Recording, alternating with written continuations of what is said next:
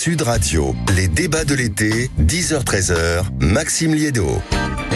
Bonjour à tous, ravi de vous retrouver en ce beau mois d'août. Nous sommes ensemble pendant 3 heures pour creuser l'actualité, débattre et échanger avec vous, évidemment, les auditeurs sur l'application Sud Radio, les réseaux sociaux et directement au standard, bien sûr, au 0826 300 300. Le programme de votre matinée, laissez-moi vous faire rêver. À midi, c'est le rendez-vous que vous connaissez déjà, les JO dans tous leurs états. Ça sera avec le camarade Joseph Ruiz.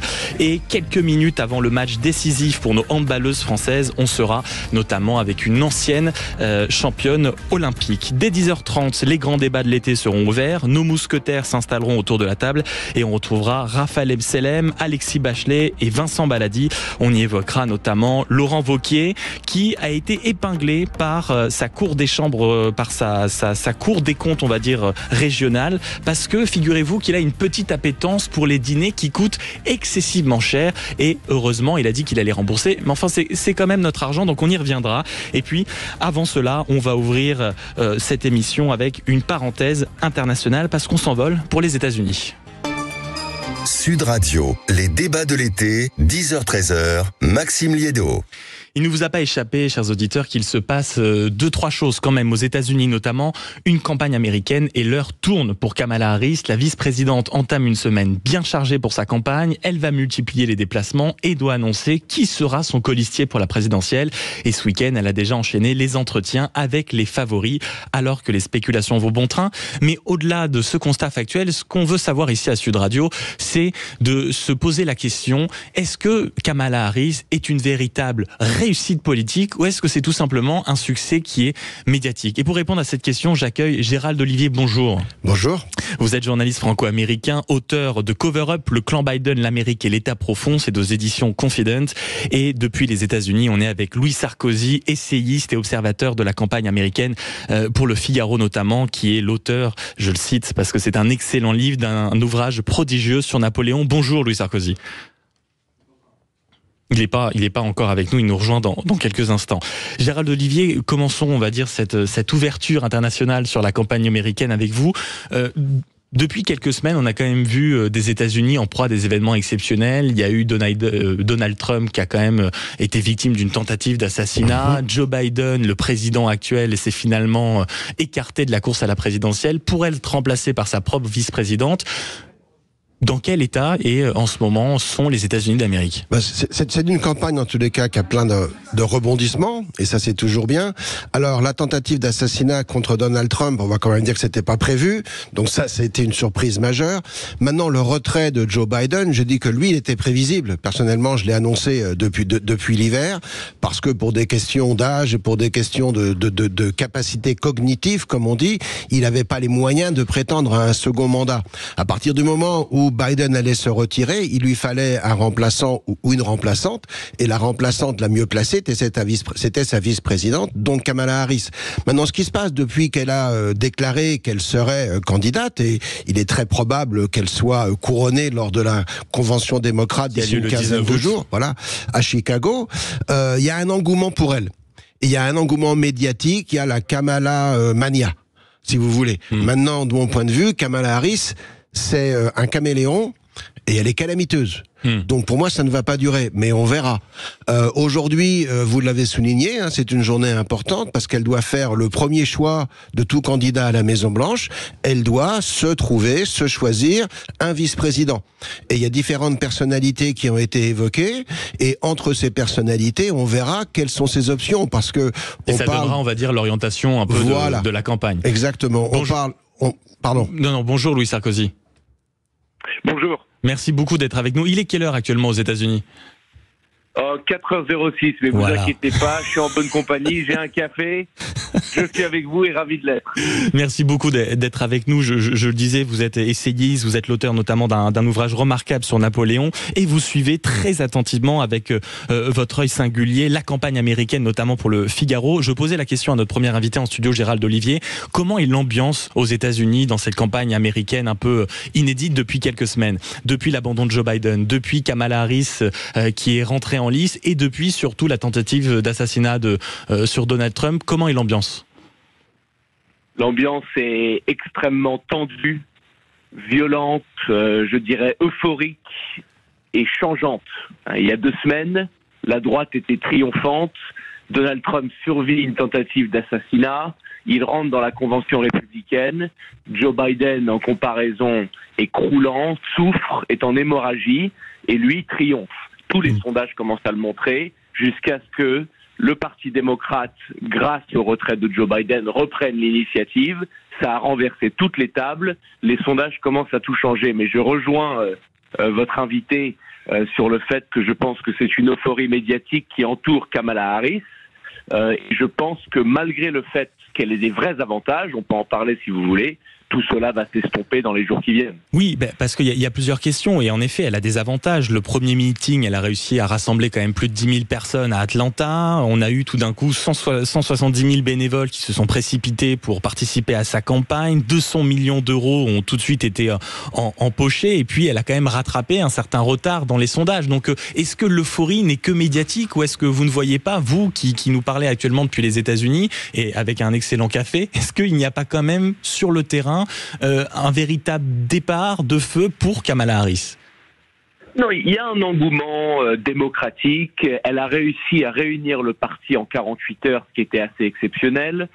Toutes les autres têtes de liste se sont rangées derrière elle. Les caucus du Congrès, les unions, les syndicats se sont rangés derrière elle. Donc ça, il faut vraiment l'admettre. C'était un beau coup de sa part. Mais c'est vrai qu'elle bénéficie d'une lune de miel médiatique sans comparaison. Laissez-moi vous donner un exemple. Ça fait 2 semaines qu'on sait qu'elle sera le nominé. Elle n'a pas fait une seule interview de débat.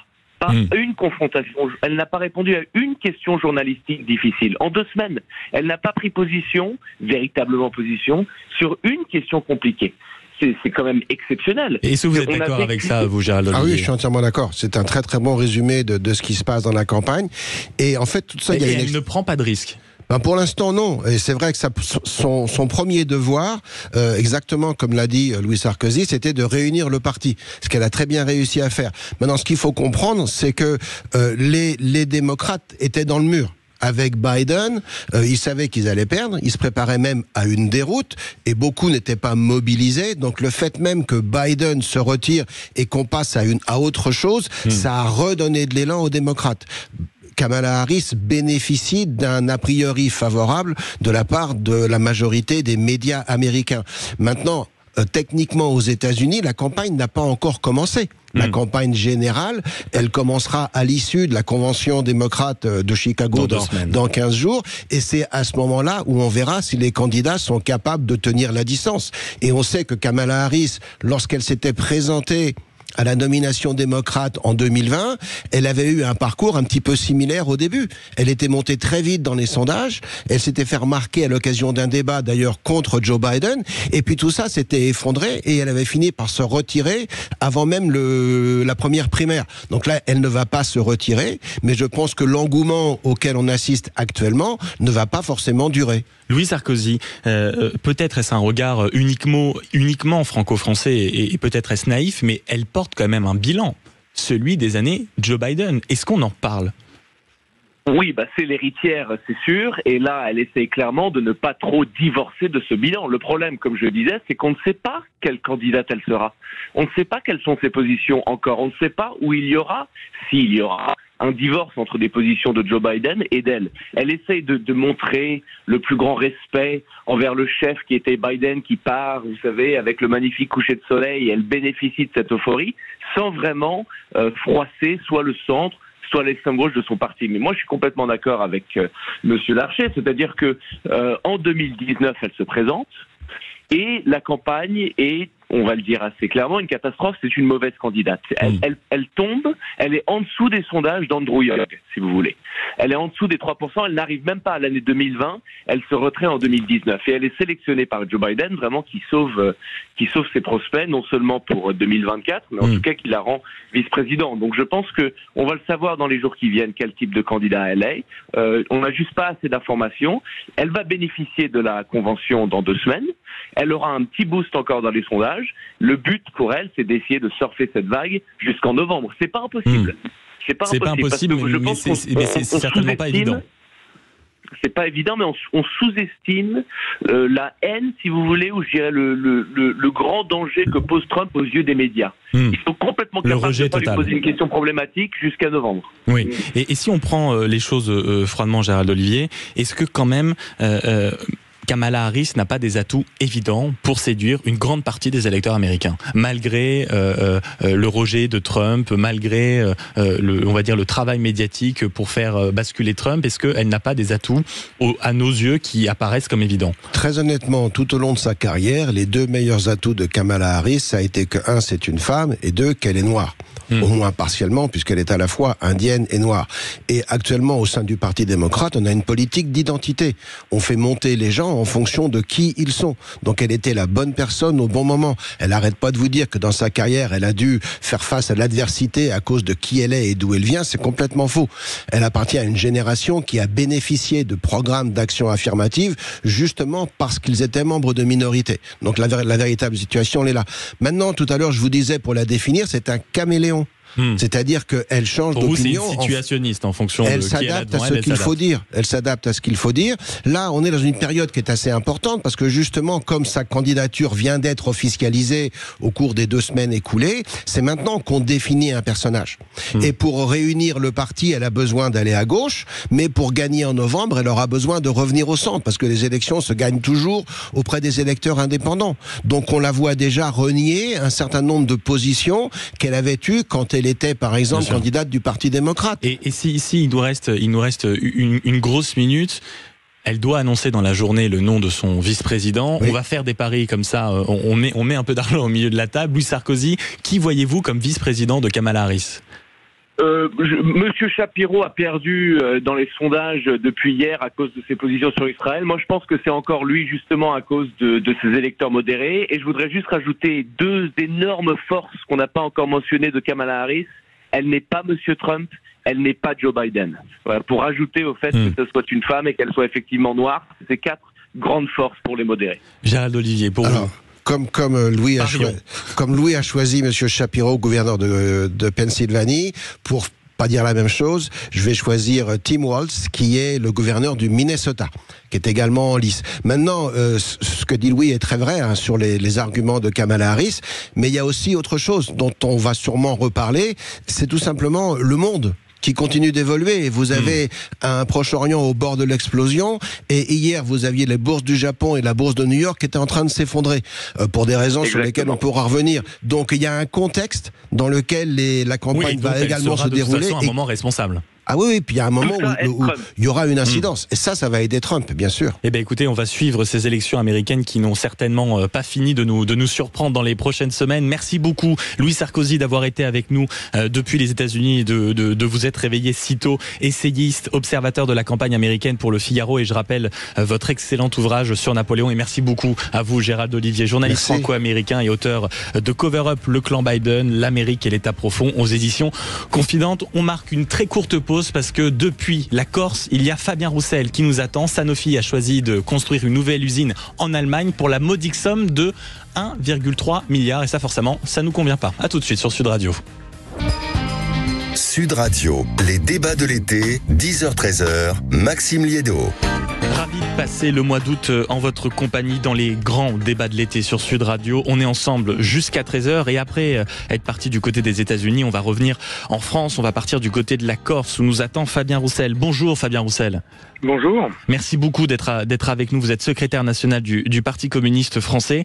J'aimerais qu'on parle avec vous d'une nouvelle qui n'a pas fait tant de bruit que ça. C'est le groupe pharmaceutique Sanofi qui a annoncé jeudi un investissement de 1,3 milliard d'euros sur son site de Francfort qui va donc produire de l'insuline. Donc c'est un succès pour Berlin qui récolte les fruits de sa nouvelle stratégie en faveur de ce secteur-là.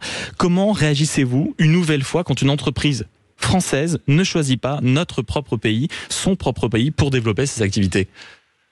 Mais c'est d'abord un sentiment de trahison que je ressens. Et Sanofi est un groupe international, mais d'origine française, il est de droit français, et donc le minimum, c'est que ce groupe privilégie d'investir en France. C'est une question de préférence nationale, je le dis clairement en matière économique, et donc nous devrions pouvoir peser sur les choix de ce groupe quand il a une telle importance, pour que quand il a des investissements à le faire, et notamment là pour produire de l'insuline, il fasse le choix de la France d'abord.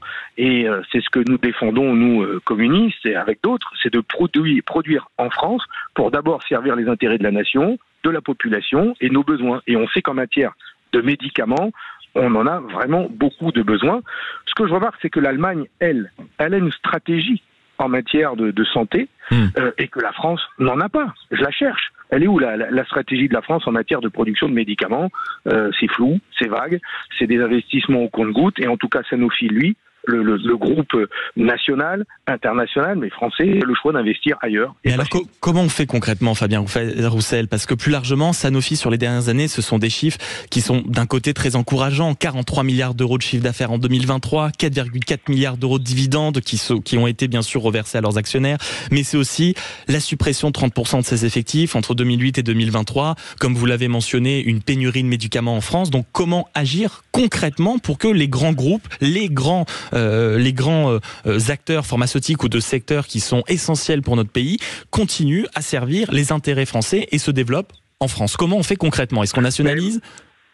D'abord, les chiffres que vous avez donnés sont tout à fait justes. C'est un groupe qui gagne de l'argent, qui en gagne beaucoup, qui a fait le choix de distribuer 4,4 milliards d'euros de dividendes à ses actionnaires, en même temps qu'il supprimait des emplois en France, et notamment des emplois dans la recherche et développement. Je pense notamment aux plus de 200 emplois qu'il a décidé de supprimer il y a quelques mois à Vitry-sur-Seine.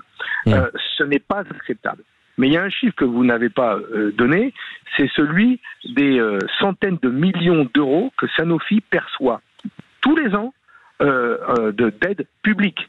En l'espace de 10 ans, le groupe a perçu plus d'1 milliard d'euros d'aide public de la part de l'État. C'est l'argent français, c'est l'argent des contribuables qui est versé à Sanofi. Eh bien, nous disons, nous, par exemple, première chose, c'est que ces aides publiques soient conditionnées.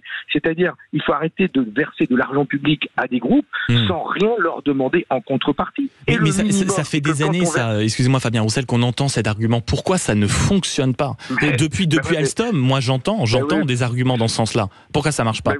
Vous avez raison de parler d'Alstom, parce que je vous rappelle que parmi les actionnaires, les membres, pas les actionnaires, les membres du conseil d'administration, vous avez Patrick Cron, par exemple, un de ceux qui est responsable de la chute d'Alstom il y a une dizaine d'années. Et puis à la tête du conseil d'administration, vous avez le mari de la ministre des Sports, Madame Oudéa Castéra. Tout ça, c'est une famille qui ne veut surtout pas que l'on se mêle de ses affaires. Et donc, ils font barrage avec ceux qui gouvernent aujourd'hui, avec le président de la République, à ce qu'il y ait le moindre texte de loi qui vienne les empêcher de faire comme ils veulent. Les textes de loi ont été déposés à l'Assemblée nationale de la part des groupes de gauche et écologistes, demandant à ce qu'il y ait une participation, à ce que la France, l'État français, rentre dans le capital de Sanofi pour pouvoir peser sur ses choix d'investissement et pour que l'on puisse construire enfin en France une véritable stratégie en matière de santé, et notamment un pôle public de production de médicaments qui servent d'abord nos intérêts, les intérêts nationaux, et qui servent les intérêts de la santé publique. On a besoin d'un pôle public, on a besoin que l'État intervienne dans les choix de ces grands groupes, car ils sont indispensables à la santé de nos concitoyens. On l'a vu pendant la pandémie, où nous étions complètement dépendants des principes actifs, ce qui est le cœur de la composition des médicaments, qui étaient produits en Chine, parce qu'on a tout laissé aller en Chine. Et donc il faut reprendre la main sur ces grands groupes, ou en nationalisant, ou plus modestement, en rentrant dans le capital pour avoir un droit de décision. Pour pouvoir piloter les grandes décisions. Mais bien sûr, surtout quand on leur verse autant d'argent public, mais il n'y a pas que ça. Vous savez que Sanofi vit aussi sur le dos de la sécurité sociale, parce qu'on est un des rares pays au monde à avoir un système de sécurité sociale où les gens cotisent et en retour ont des médicaments quasi gratuitement, mais ces médicaments, ils sont payés par ils sont achetés par la sécurité sociale auprès de ces grands groupes tels que Sanofi. Donc Sanofi se gave sur le dos de la sécurité sociale. Mais vous savez aussi que quand les grands groupes, et comme c'est le cas pour Sanofi, quand ils ne s'installent pas en France, il y a quelques arguments qui reviennent sur la table, notamment l'argument de la compétitivité. Est-ce que vous ne pensez pas que les propositions du camp politique auquel vous appartenez puissent freiner par moment ces opportunités d'installation de grands groupes dans la continuité en France ? Écoutez, moi je ne vois pas en quoi aujourd'hui ils vont dire que c'est un problème de compétitivité, parce que depuis 7 ans que le président de la République est au gouvernement, il leur a fait des cadeaux comme jamais. Baisse des impôts sur les dividendes versés, baisse des impôts de production, ils ont eu des aides publiques comme jamais, donc ces groupes ont été gavés d'argent public. Résultat des courses, ils délocalisent quand même. Ils font quand même le choix d'investir là, en Allemagne. Donc vous voyez bien que ce discours sur la compétitivité... il n'est pas crédible à vos yeux. Ils font ce qu'ils veulent. En revanche, ce que nous disons dans notre programme, c'est que si on augmentait les impôts sur les dividendes, pour que justement ça contribue au financement de nos services publics, par exemple, eh bien, ils décideraient à ce moment-là de verser moins de dividendes à leurs actionnaires, comme ça ils paieront moins d'impôts, et d'investir en France. Investir en France, des investissements en France, c'est pas taxé.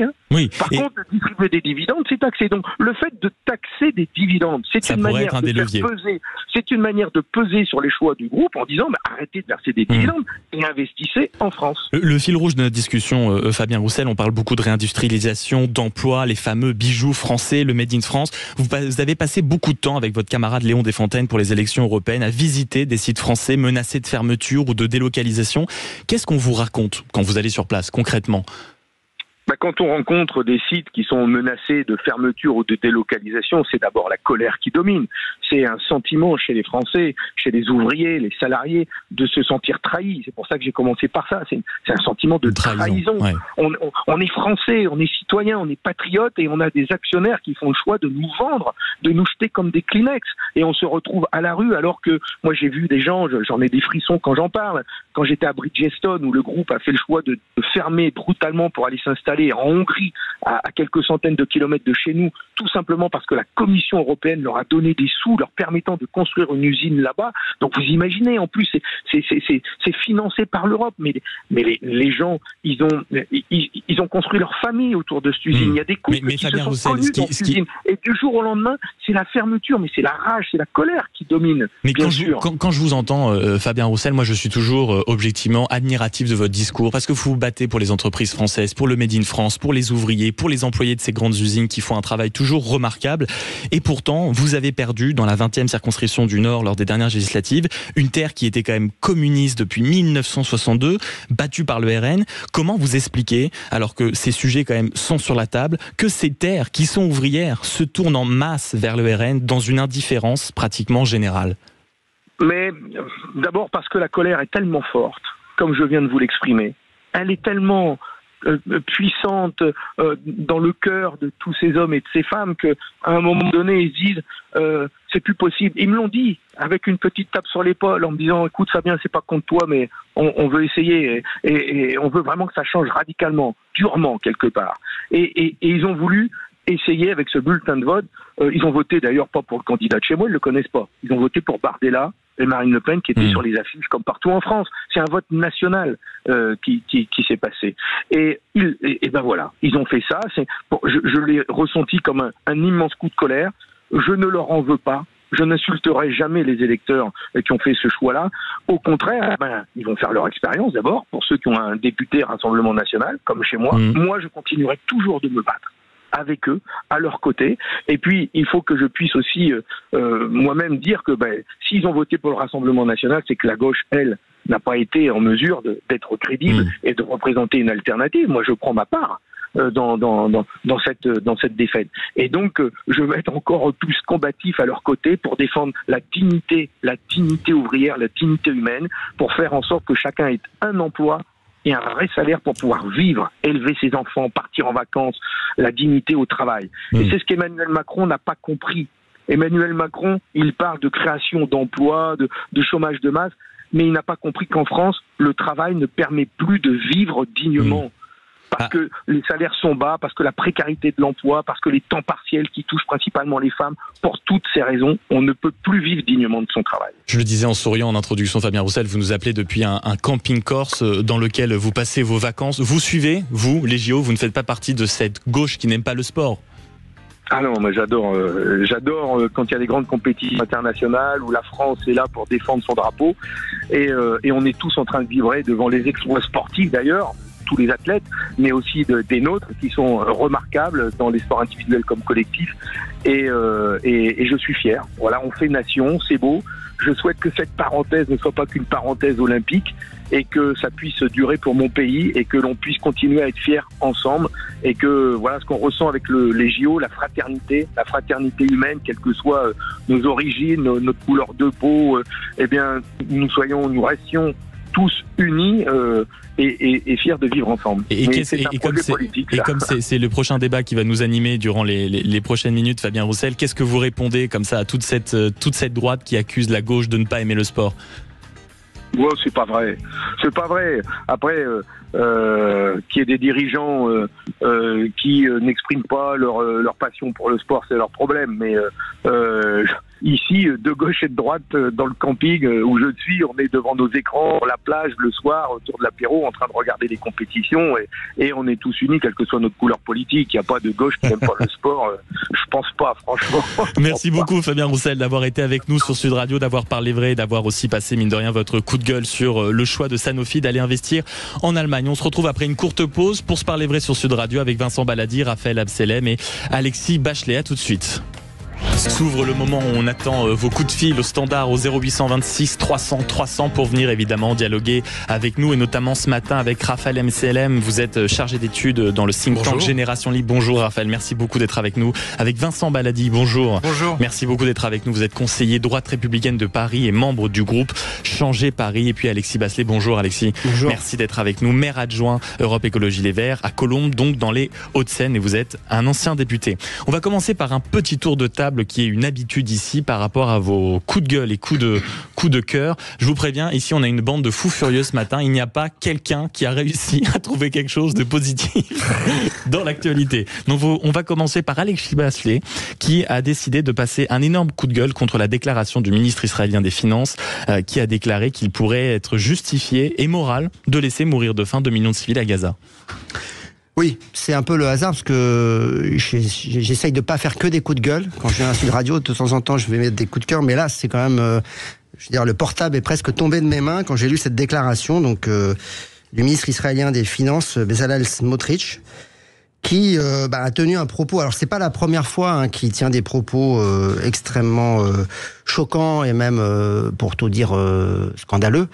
Mais c'est vrai que ma réaction, c'était de dire sur X, ex-Twitter, d'interpeller le ministre des Affaires étrangères, Stéphane Séjourné. C'est comme ça que j'ai fait suivre cet article en disant mais peut-être que ça mériterait quand même au plus haut niveau de l'État une réaction, ce type de déclaration, parce que c'est quand même un gouvernement, on va dire, ami, entre guillemets, même si je pense qu'on n'a pas beaucoup d'amis dans ce gouvernement israélien, enfin l'actuel gouvernement, mais la France, quand même, a des choses à dire encore sur ce sujet-là. Et puis, ça permet aussi de pas oublier la situation dramatique qui est celle de ces 2 millions de Gazaouis qui sont littéralement pris en otage d'une situation politique et internationale dramatique.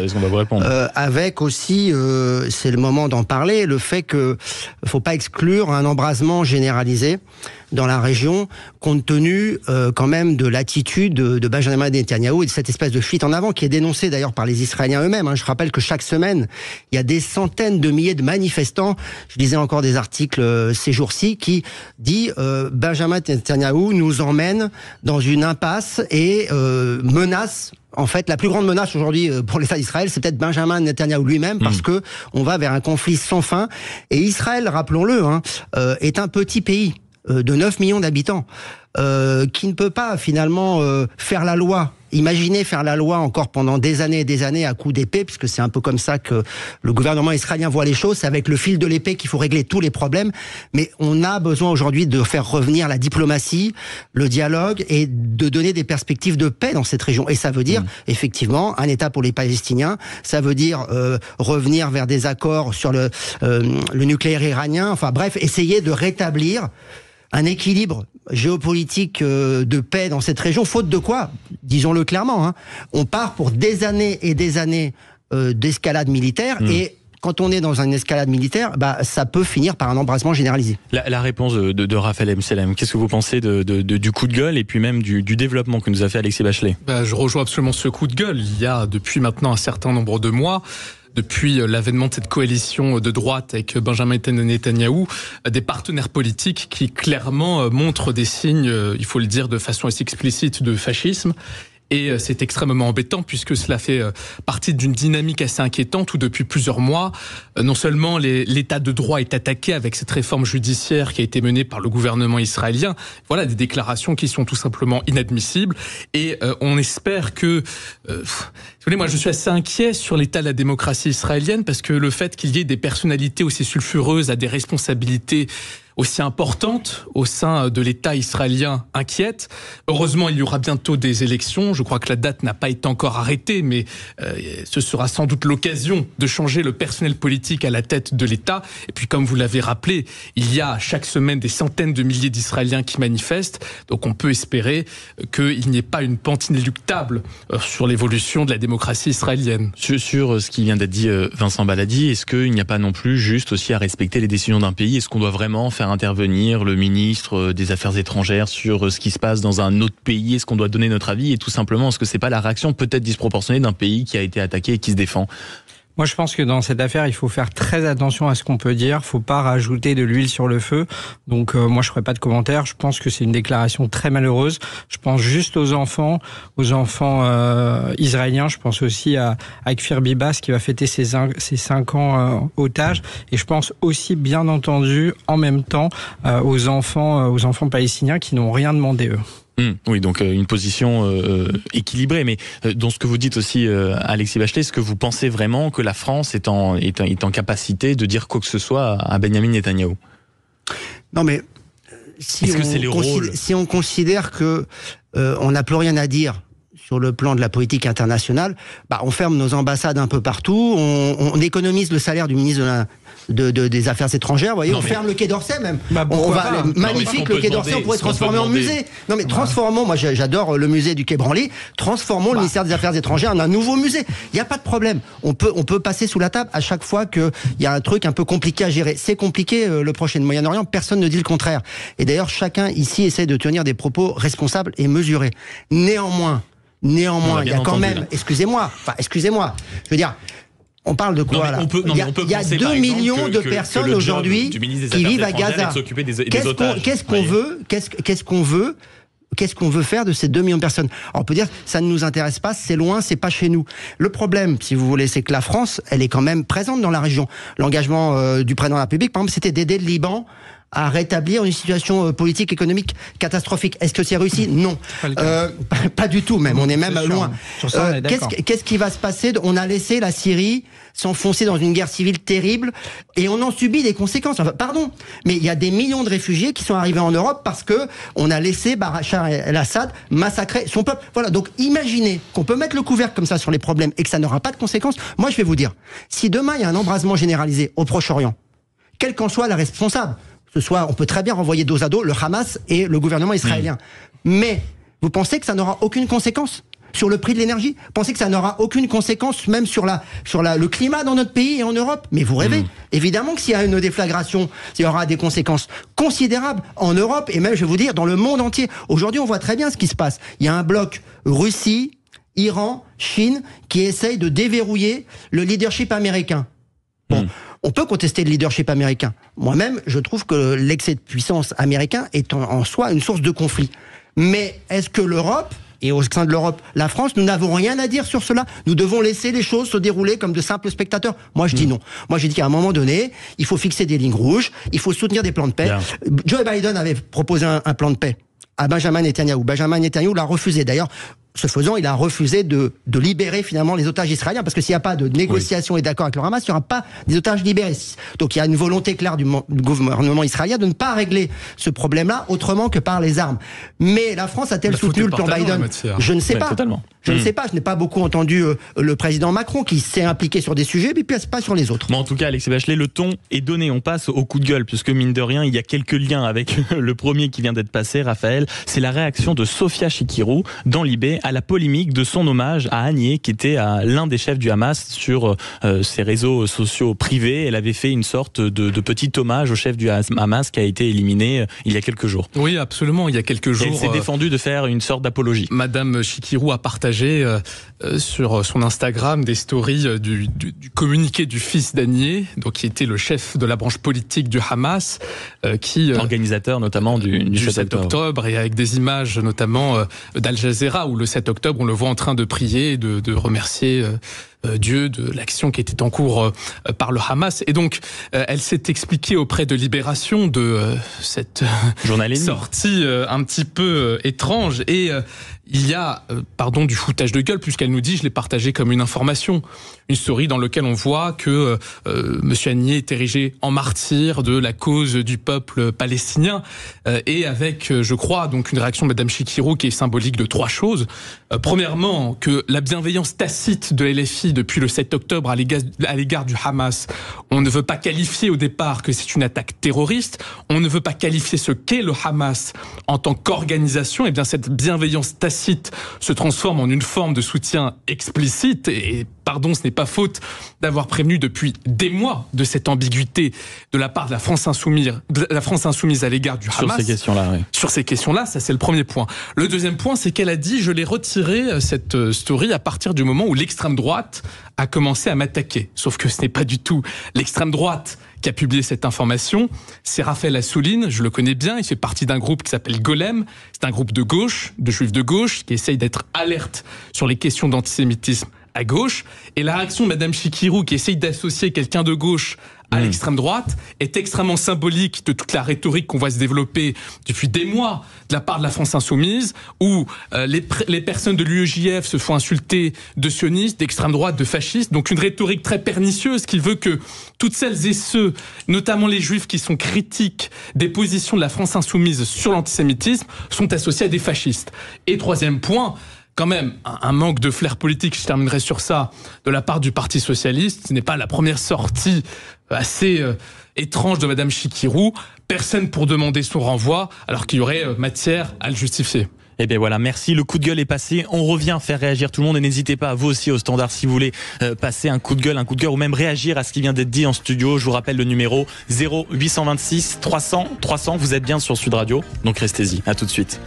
Et les discussions se poursuivent ici, même pendant la pub en studio. J'allais demander à Alexis Bachelet de répondre au camarade Raphaël, qui nous dit clairement que Sofia Chikirou flirte clairement avec l'antisémitisme et le soutien à des gens peu fréquentables. Et c'est un euphémisme. Vous, qui êtes quand même Europe Écologie Les Verts, qui êtes avec le NFP, donc le Nouveau Front Populaire, vous fréquentez, on va dire, ces personnalités politiques-là. Qu'est-ce que une prise de position comme ça vous provoque ? D'abord, je tiens à préciser que je ne fréquente pas Sofia Chikirou. Et j'ai envie de dire, c'est peut-être mieux comme ça. Vous prenez vos distances avec Sofia Chikirou. Surtout vu mon parcours politique, moi j'ai soutenu, à l'époque, quand j'étais député PS, j'ai soutenu François Hollande pour l'élection présidentielle. Donc, il a été, le hollandisme a été comparé à des punaises de lit. Bon.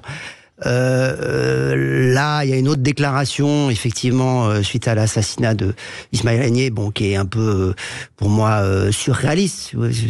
Un peu.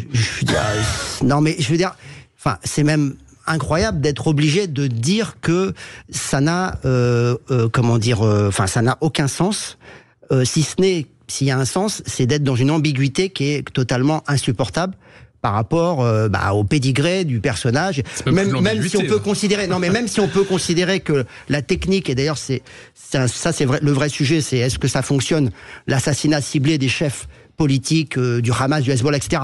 Moi, je pense que non. Je pense que c'est des hydres, les têtes repoussent, et c'est une stratégie qui est, tout à l'heure, on l'a dit, une stratégie de l'échec, de l'impasse. Mais sur la complaisance affichée. Mais sur la complaisance, il n'y a aucune complaisance à afficher par rapport à ce type de personnage, aux déclarations qui ont pu être faites dans le passé, Voilà, je veux dire, on sait très bien ce qui s'est passé le 7 octobre. Ce sont des crimes de guerre insoutenables.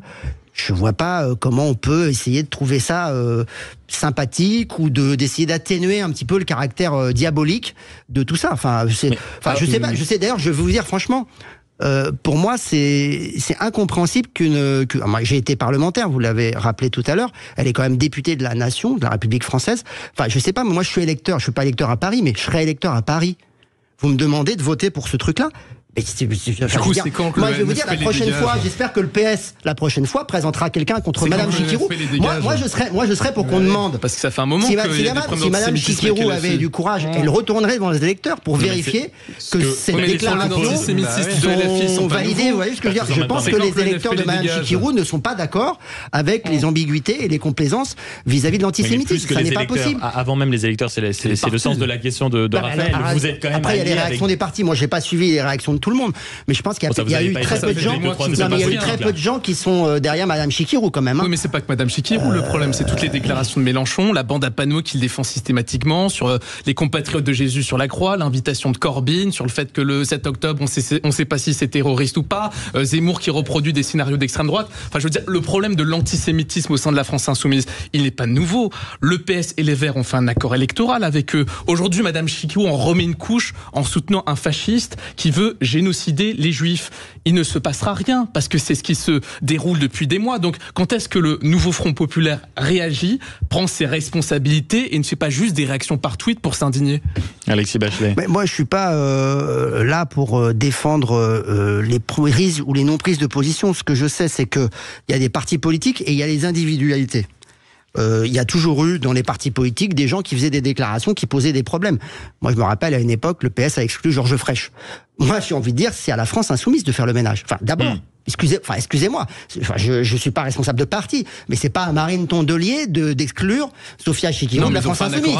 C'est pas à Olivier Faure d'exclure. La question, c'est que fait la France insoumise pour, à un moment donné, mettre un coup d'arrêt à un ensemble de déclarations qui, effectivement, forment un système de pensée qui, pour moi, n'a rien à voir avec la gauche et surtout rien à voir avec ce que souhaitent les électeurs du Nouveau Front populaire, pour être clair. Vincent Baladi, conseiller droite républicaine de Paris et le membre du groupe Changer Paris, comment vous réagissez à tout ça ?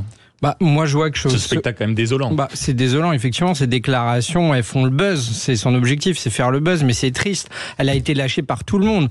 On voit Alexis Bachelet qui la lâche aujourd'hui. Hier, c'était la gauche d'Hidalgo. Vous êtes un homme de droite, Alexis Bachelet. Non, mais à un moment donné, elle a été investie il y a à peine, on est au mois d'août, il y a à peine 2 mois, elle faisait campagne législative avec tous les logos des partis. Elle a été investie. Donc moi, j'ai trouvé qu'au Nouveau Front populaire, il y a eu des débats sur des investitures. Pourquoi il n'y a pas eu des débats sur la sienne? Je crois qu'il y en a eu.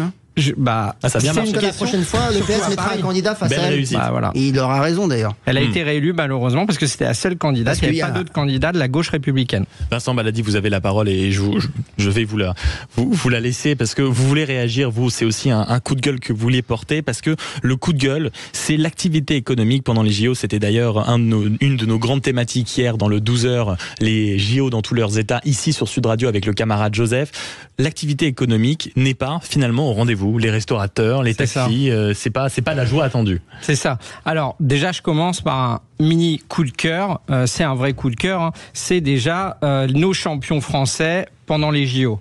Voilà, donc on l'a dit, on l'entend aussi sur vos antennes, c'est super, ça se passe bien, on va pas remettre ça en cause. Par contre, le souci, c'est l'attractivité économique et les commerces pendant les JO. Moi, je parlais encore hier sur le terrain dans mon arrondissement aux commerçants, ils me disaient, par exemple, on ne fonctionne que le jeudi. Les autres jours, ça ne fonctionne pas. Avec le télétravail, les gens qui viennent plus déjeuner, les barrages, et heureusement la sécurité est là et c'est bien, mais on a beaucoup moins de Parisiens et des Parisiens qui consomment aussi dans nos rues, donc clairement l'attractivité économique ça va pas. Tout à l'heure pour arriver sur le plateau j'ai pris un taxi et le taxi me disait, je lui ai demandé mais combien en chiffre d'affaires, parce que par rapport à un mois d'août traditionnel, il me disait par rapport à un mois d'août traditionnel on est à moins 50%. Colossal. Moins 50%. Bah oui. Et il y a les restaurateurs, hier, nos camarades restaurateurs ont appelé l'antenne de Sud Radio, ils nous ont dit, mais nous, c'est en moyenne 40% de chiffre d'affaires. Et j'étais hier dans un restaurant d'un ami parisien qui m'expliquait tout simplement, il fait, mais moi, c'est très simple.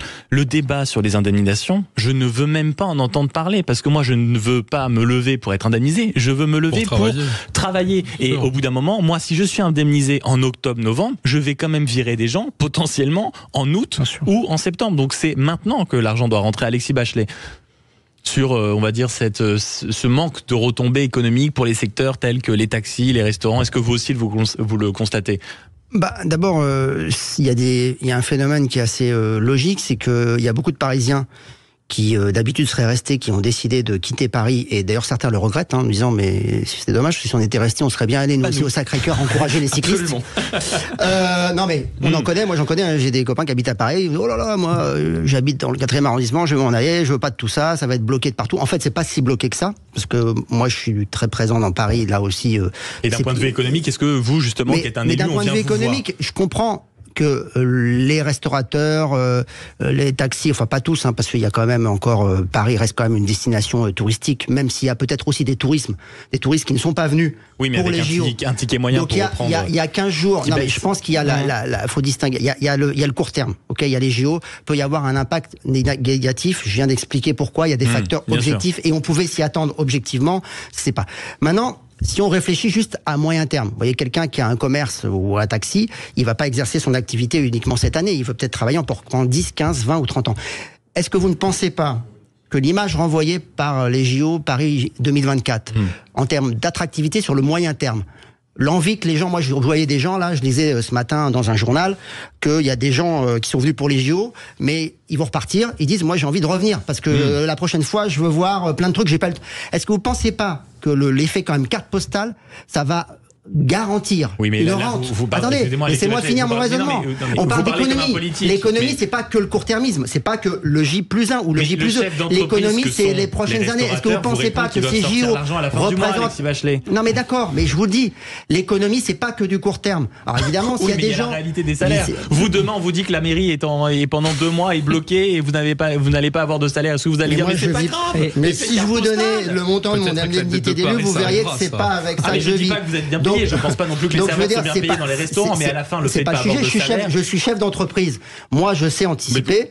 Je sais anticiper une moindre recette si j'analyse la situation et si on me dit voilà, il y a 15 jours, 3 semaines, ça va être plus compliqué. Je sais le faire en tant que chef d'entreprise. Mais je sais aussi voir en tant que chef d'entreprise les opportunités à moyen long terme. Moi, je vais vous dire, je suis restaurateur à Paris.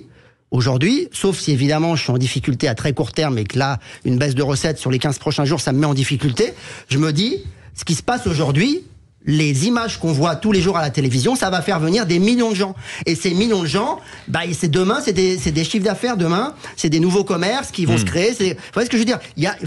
Faut distinguer le très court terme du moyen terme, quoi. Oui, parce que sinon, ça revient à dire quoi? Ça revient à dire quoi? C'est quoi la conclusion? Il fallait pas faire les JO à Paris? Vincent Baladi. En attendant, ils vont mettre. Non, mais moi, je suis pour les JO. J'ai toujours été pour les JO à Paris. Par contre, sur ce point-là, je dis juste sur ce point-là, ça a mal été anticipé. Et effectivement, alors demain, on nous promet des beaux jours demain, mais aujourd'hui, le souci c'est aujourd'hui. S'il y avait aujourd'hui quelque chose à améliorer, c'est ça. Peut-être, alors on a bien anticipé dans toutes les mairies d'arrondissement, mais peut-être qu'on aurait dû mieux faire, notamment par rapport aux zones, aux circulations. Il y a des commerces qui sont pleins à la proximité, effectivement, des stades, des sites de festivités. D'ailleurs, dans les arrondissements, les sites de festivités fonctionnent bien. Mais par contre, on a des soucis dans d'autres zones qui sont devenues des zones blanches et mortes. C'est un fait. Raphaël. Je pense qu'on peut pas avoir le beurre et l'argent du beurre. On peut pas avoir à la fois les JO avec toute l'organisation sécuritaire et en même temps plein d'activités économiques. Ce qu'on pourrait reprocher éventuellement aux institutions publiques, c'est que toute cette organisation et l'arbitrage qui aurait dû être fait entre économie, vie sociale, nécessité des jeux, il a été fait d'en haut. On n'a pas associé les Parisiens à ça et on voit bien aujourd'hui à quel point tout le monde se sent un petit peu lésé parmi les commerçants d'une fait de ne pas avoir été associé à cet arbitrage-là. Alexis, je peux dire un mot là-dessus parce que il se trouve que dans ma commune Colombes, on est site olympique. Le stade Yves du Manoir est à Colombes, le tournoi de hockey sur gazon est à Colombes. On accueille à Colombes chaque jour 27 000 supporters. D'ailleurs, beaucoup de Belges, de Hollandais, Australiens, enfin c'est génial. Enfin, bon, il y a un parcours entre la gare, il y a une gare olympique, et il y a le site. Tout le cahier des charges a été imposé à la commune par le CIO et par Paris 2024. Il y a eu des bagarres, on s'est battu, mais honnêtement, l'arbitrage, c'est le préfet qui a le dernier mot avec le comité Paris 2024. Donc il faut dire la vérité aux gens. Il ne faut pas essayer de dire que on va faire participer. C'est comme si je ferais de la démagogie si je disais oui, on va faire participer les Colombiens à l'organisation des JO. Il y a eu des réunions d'information. On a fait une grosse réunion avec le maire, 250 personnes. On a distribué des flyers. Mais on n'a pas associé, mine de rien, l'ensemble du tissu économique. Vous associez les gens à quoi? Vous avez un cahier des charges, y compris sur des questions sécuritaires, de flux. Oui, moi, il y a quelques moi, je vais vous dire. De mon expérience, parce qu'il se trouve que je suis revenu à Colombes exprès pour les JO, je suis dans ma commune tous les jours et j'habite à 200 mètres du site olympique. Donc tous les jours je suis sur le terrain, je regarde ce qui se passe, etc. En vérité, c'est pas. Les gens disent quoi? Les gens de Colombes aujourd'hui, à 90%, ils vous disent ça se passe super bien, l'organisation est géniale, il n'y a pas de problème, on est ravis, l'ambiance dans la ville est géniale, il y a des Américains, il y a des Australiens, il y a des Marocains, il y a tout le monde est là, on accueille le monde, on est super content d'être site olympique. Après, oui, vous avez des cas particuliers. Moi, j'ai une dame que je connais sur les Twitter qui m'a engueulé parce que son père est malade, qu'il avait besoin qu'on vienne le chercher, il habite quasiment à côté du site olympique. Oui, elle n'était pas contente. Ok, il y a des cas particuliers, il peut y avoir des restaurateurs qui sont lésés, etc. Mais il faut prendre les choses avec un petit peu de globalité. On n'invite pas et on n'accueille pas le monde, parce que les choses c'est un événement planétaire sans avoir des inconvénients. On a beaucoup d'avantages et on se verra dans la durée qu'on aura beaucoup d'avantages. Il y a des inconvénients, on essaye de les traiter et nous, au niveau des élus locaux, on essaye de régler, mais on subit aussi quelque part une règle qui est celle du CIO. Mais la France est un pays de râleurs, comme vous le savez. Vous êtes tous les trois à avoir passé un coup de gueule, ce qui prouve que nous sommes très bien entourés. Bonne tradition. On tient notre réputation. Et la suite des débats ne va pas tarder sur Sud Radio. On va parler des dîners exorbitants de Laurent Wauquiez. Finalement, figurez-vous qu'il a été attrapé par le col de la chemise parce qu'il y avait des dîners qui coûtaient, je vous donne un petit prix, 1 200 €. Rien que ça, et il promet de le rembourser. Ouf, à tout de suite sur Sud Radio. Sud Radio, les débats de l'été, 10h-13h, Maxime Liédo. Alors je ne sais pas si on peut faire des pronostics pour la vie politique de Laurent Wauquiez, mais je ne sais pas si ça s'annonce formidablement bien, parce que avant de tourner totalement sa page régionale, Laurent Wauquiez est épinglé pour ses très coûteux dîners parisiens. C'est une information de notre consoeur Christine Olivier qui nous apprend que visiblement c'est un bon vivant, Laurent Wauquiez, on va pas se mentir. Hein. Rien qu'en 2022, 77 000 € de frais pour des déjeuners et des dîners avec des journalistes parisiens, des parlementaires, des intellectuels. 45 000 € en 2023. Je vais devoir me tourner vers vous, Vincent Baladi, vous êtes de sa même famille politique. Est-ce que, on va pas se mentir, c'est un départ idéal quand on revient sur la scène nationale en politique d'avoir ce genre encore de pratique? Écoutez, j'ai pas épluché, moi je suis pas de sa région, je suis de la région Île-de-France et de Paris, donc j'ai pas épluché le rapport de cette chambre régionale des comptes, mais en tout cas, je peux vous dire que effectivement, il doit bien manger. Il favorise la gastronomie française et puis aussi la filière viticole. Je pense que dans ça, il y avait aussi, il faut éplucher ce rapport, mais il y avait, moi j'aime bien voir les dossiers avant de pouvoir parler. Il y a aussi peut-être la location même fictive du lieu, il y a les frais de bouche, il y a le vin, tout ce qui est pris en compte. En fin de compte, aujourd'hui, vous vous rendez compte, quand vous prenez un traiteur, ça chiffre vite, il suffit d'avoir du personnel et du service. Donc les montants sont effectivement importants pour un Français moyen. Si vous rapportez ça par jour, il y a des dîners exceptionnels, il y en a qui sont moins exceptionnels. Moi, je voulais rappeler aussi que l'Élysée a dépassé de 8 millions d'euros son budget. Presque personne n'en a parlé dans les médias. C'est un peu dommage par rapport à la dette de la France qui, je rappelle, explose tout encore en ce moment. Il y a d'autres sujets que Laurent Wauquiez. Moi, je crois que c'est encore un écran de fumée pour parler, pour essayer effectivement de tacler Laurent Wauquiez qui reprend une place nationale au sein des LR. Donc voilà. Oui, et puis vous parliez de ces dépenses. La Cour des comptes estime que la réception, par exemple, qu'on a donnée à Versailles en l'honneur de Charles III, a coûté 474 000 €. Donc c'est évidemment des budgets totalement indécents. Et loin de moi l'idée de m'acharner contre Laurent Wauquiez, ou sur Laurent Wauquiez, mais il avait déjà été pris la main dans le sac en juin 2022, aux frais de la région. Il avait organisé un immense rassemblement avec 97 personnalités pour un coût d'un peu plus quand même de 1 200 € par convive, ce qui est colossal. Et surtout, moi, ce qui me gêne dans cette affaire, et je voudrais encore vous entendre là-dessus, Vincent Baladi, c'est quand même qu'il dit, alors moi, j'ai pas du tout été informé du coût de ces repas, et il s'est engagé à assurer à titre personnel le remboursement des sommes excessives. Alors, deux choses. Est-ce que, franchement, même d'un point de vue de communication de crise, on peut encore dire « Ah non mais les gars, en fait, comme c'est pas moi qui paye indirectement, je suis pas informé. » Franchement.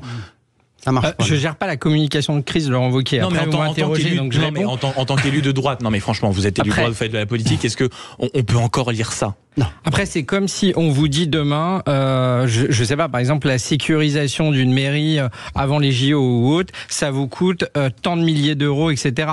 Donc, si on rapporte ça à la minute, à la seconde, ça va vous sembler énorme. Donc, après, moi, ce que je vois aussi, et c'est un très bon point, c'est la transparence totale dans la vie politique. C'est-à-dire que tous ces chiffres, vous les avez, on les a.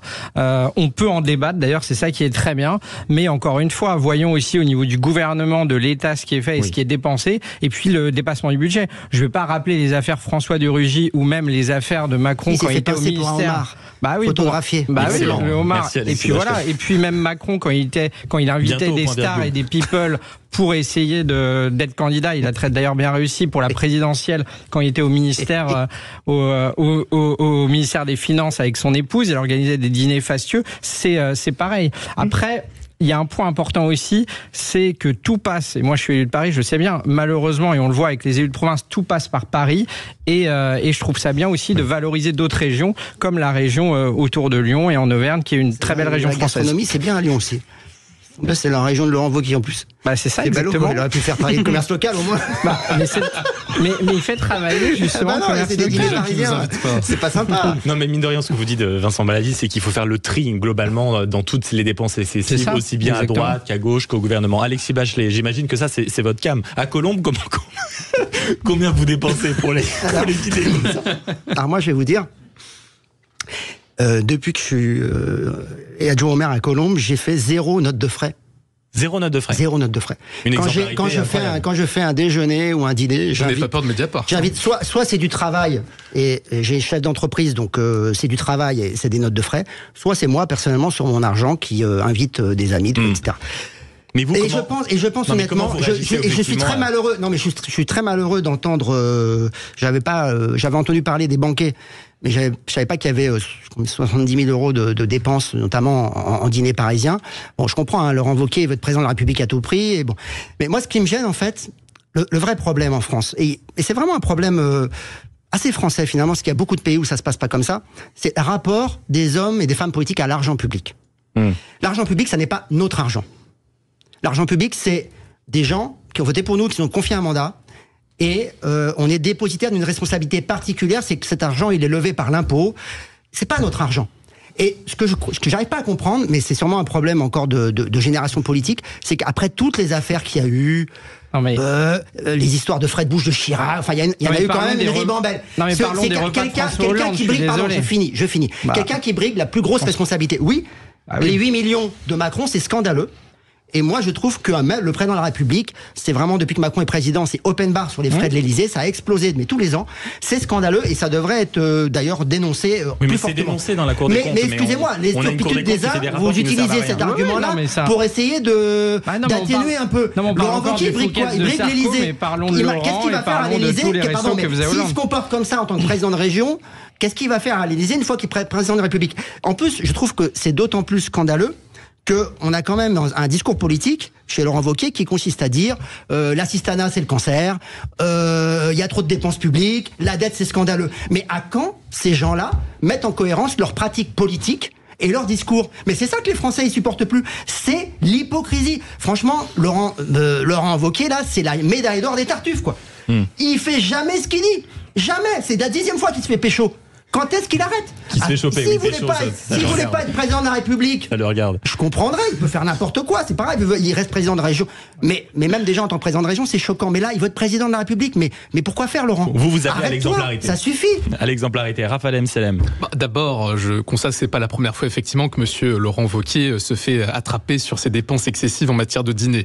Le deuxième point qui me semble très important, c'est que monsieur Wauquiez a toujours cette posture qu'il essaie d'adopter depuis des années, de cette position un peu feinte, d'être populaire, d'être proche des gens, puis on se rend bien compte qu'en fait, il est exactement comme les autres et qu'il a les mêmes goûts d'élite que le reste de la classe politique. Le troisième point que vous avez souligné, avec lequel je suis absolument d'accord, c'est que la droite propose, à raison à mon sens, une rationalisation des dépenses publiques, un train de vie de l'État qui soit beaucoup moins dépensier qu'actuellement. En termes là, c'est pas en termes de pratiques plus personnelles, rigoureux, quoi. on n'est pas du tout dans ces pratiques-là. Et il y a une dissonance cognitive qui n'est pas, je crois, acceptable pour les Français. Oui, puis on va accueillir dans quelques instants aussi au téléphone l'auditeur Fabrice. Bonjour Fabrice. Oui. Comment allez-vous ? Bien, impeccable. Je bois vos paroles. Ah ben, vous êtes. Alors, contrairement à Laurent Wauquiez qui boit visiblement du très très bon vin, vous choisissez quelque chose de beaucoup plus simple, de beaucoup moins cher. Ce sont les avis des débatteurs de Sud Radio.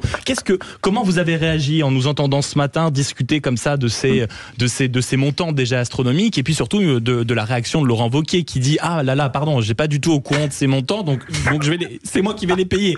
Donc, Donc comment on fait? Ça me rappelle un candidat à la présidentielle qui était pas au courant du dépassement de sa campagne. Moi, j'ai été trésorier de campagne, je peux vous dire que les gars, ils surveillent. Enfin bon, ça c'est Vous avez été trésorier de campagne, Fabrice. Oui. Par contre, je voudrais, j'ai pas retenu le nom, je vous en présente des excuses, mais je voudrais féliciter l'élu de Colombes, qui est à côté Alexis de vous. Bachelet. Voilà. Eh ben, écoutez, parce que je vais vous dire le fond de ma pensée. Ça fait partout, on entend partout en France, il y a plein de gaullistes. Alors les gaullistes, il y en a partout. Vous tapez dans un arbre, il en tombe 15, c'est phénoménal, tout le monde se dit gaulliste, mais les gauliens, il n'y en a plus.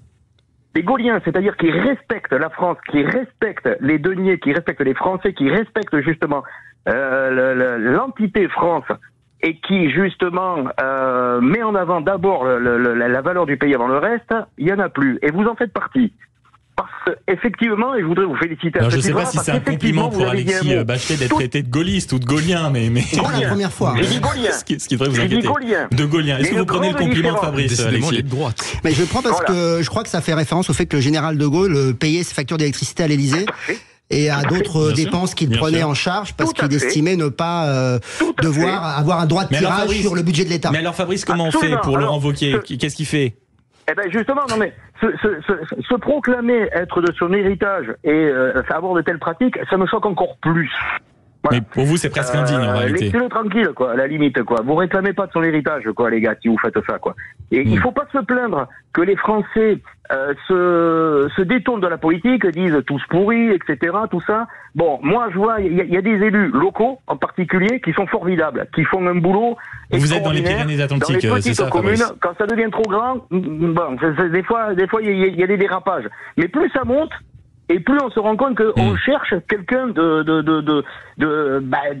d'intègre, quoi. Et vous avez cité, il y a tous les partis qui ont pris, là. Tous les partis ont pris. Dès que les gars, ils montent un peu, dès qu'ils veulent un petit peu, paf! On découvre quelque chose, etc. Et puis, en plus, il y a un manque d'intelligence extraordinaire. Laurent Wauquiez, il était tranquille dans son coin, on lui demandait rien, etc. Il arrivait à faire ses petites magouilles que je ne cautionne absolument pas tranquille. Il se déclare, il arrive, il dit voilà, hop, je vais être président de la République. Bing, la Chambre des comptes lui tombe dessus. Mec, Vincent Baladi qui est à côté de moi ne fait qu'acquiescer. Lui aussi boit vos paroles, mon cher Fabrice. Ça pose une question quand même sur l'intelligence politique des gens quand même. Ça pose quand même question. Donc entre l'intelligence politique, ça fait beaucoup quoi quand même. Mais moi là, je suis vraiment choqué. On nous explique que l'année prochaine, il va falloir 25-30 milliards de plus. On nous explique qu'il faut doubler. On dépense 70 000 balles pour bien manger. La franchise médicale, on nous explique que, vous comprenez, là, on peut pas faire ça, on doit fermer des chambres, des lits d'hôpitaux, des choses comme ça, etc. On vous baisse le taux du livret d'épargne populaire qui est le livret le plus qui touche le plus les gens des plus grandes classes moyennes. Oui. Et puis à côté de ça, on a des gars comme ça, les paf, voilà. 1200 par personne.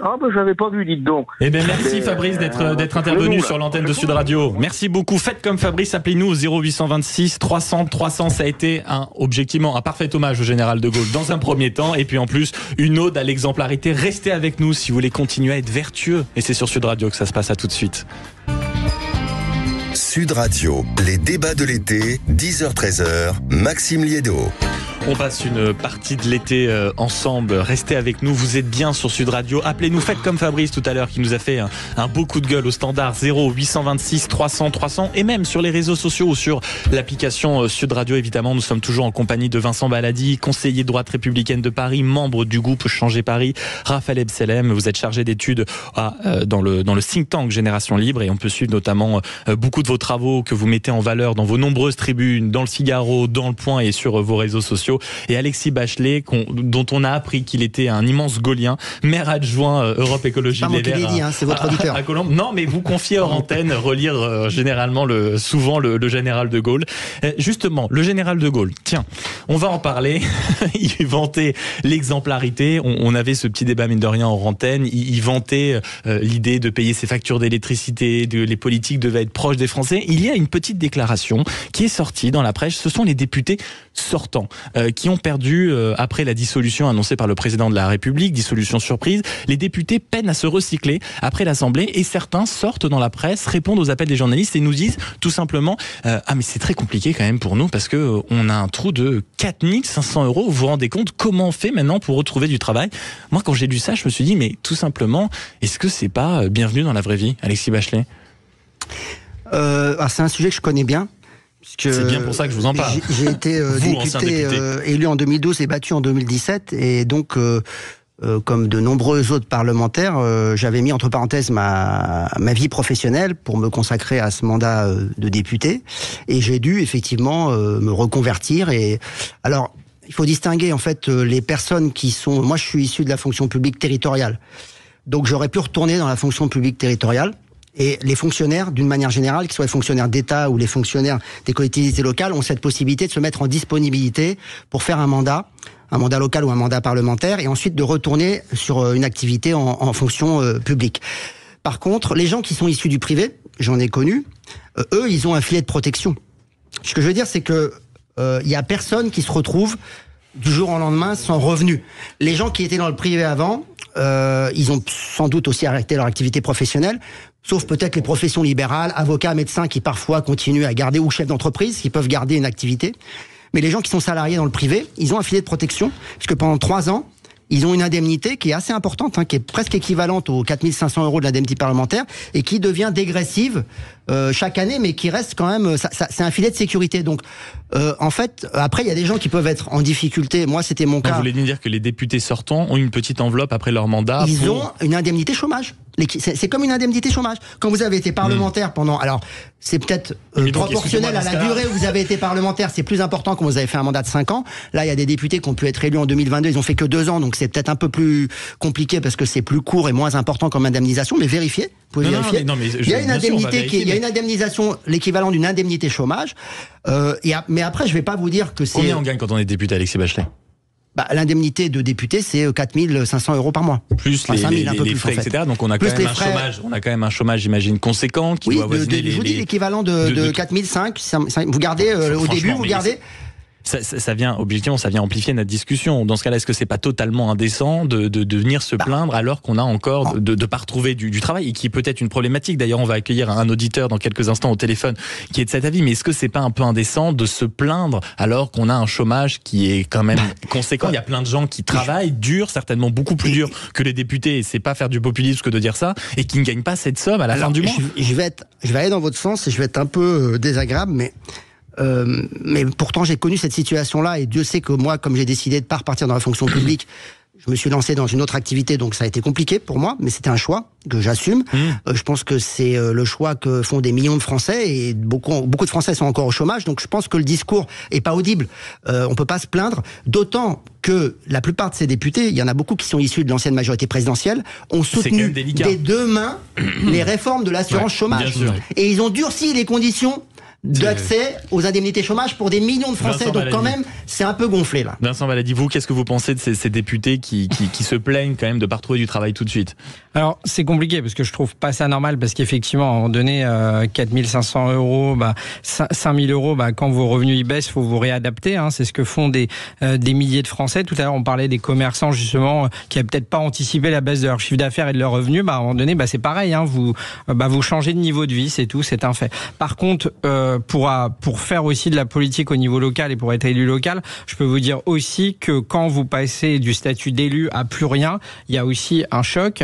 Donc je peux aussi comprendre qu'un député ait du mal pendant quelques temps, et c'est pour ça que du coup il y a des indemnités qui sont prévues. Maintenant, ce qu'il y a, c'est qu'il y a eu aussi la mise en place de la haute autorité, et qu'aujourd'hui, même quand vous êtes élu local, voilà, quand vous êtes élu local, même à mon niveau, vous devez déclarer la profession de votre femme, ce qu'elle fait. Enfin, il y a des données très personnelles qui sont à la vue de tous. Et c'est vrai que peut-être, après tous les abus qu'il y a eu, on en a parlé tout à l'heure, peut-être qu'on est allé trop loin et qu'aujourd'hui, justement, on a bloqué. Quand vous êtes, par exemple, je vous prends un exemple concret, j'ai échangé avec un ami, quand vous êtes spécialiste, je sais pas, de l'énergie, vous pouvez pas après travailler dans l'énergie alors que c'est votre secteur de base. Donc vous travaillez dans quoi? Dans un autre secteur, et c'est pas du tout normal. Raphaël Absalem. Je vais faire du en même temps. Je vous rejoins sur un aspect qui me semble très important, c'est que dans notamment un article du Parisien qui aborde cette question, on voit des députés qui disent finalement c'est dur de trouver un travail, de la part de celles et ceux qui ont soutenu la réforme de l'assurance chômage, la réforme du RSA aussi, qui a une forme de paternalisme à l'égard des pauvres, une bureaucratie sociale absolument inadmissible. On considère que les plus démunis de ce pays doivent être maternés par la technocratie française. Donc je pense qu'il y a une vraie difficulté à ce niveau-là. En revanche, je pense qu'il ne faut pas tomber dans un discours non plus trop populiste, qui serait de dire regardez ces élus grassement payés à rien faire et qui, au fond, profitent des ors de la République. Pour une raison assez simple, c'est qu'en réalité, la fonction du député n'est pas si aisée que ça.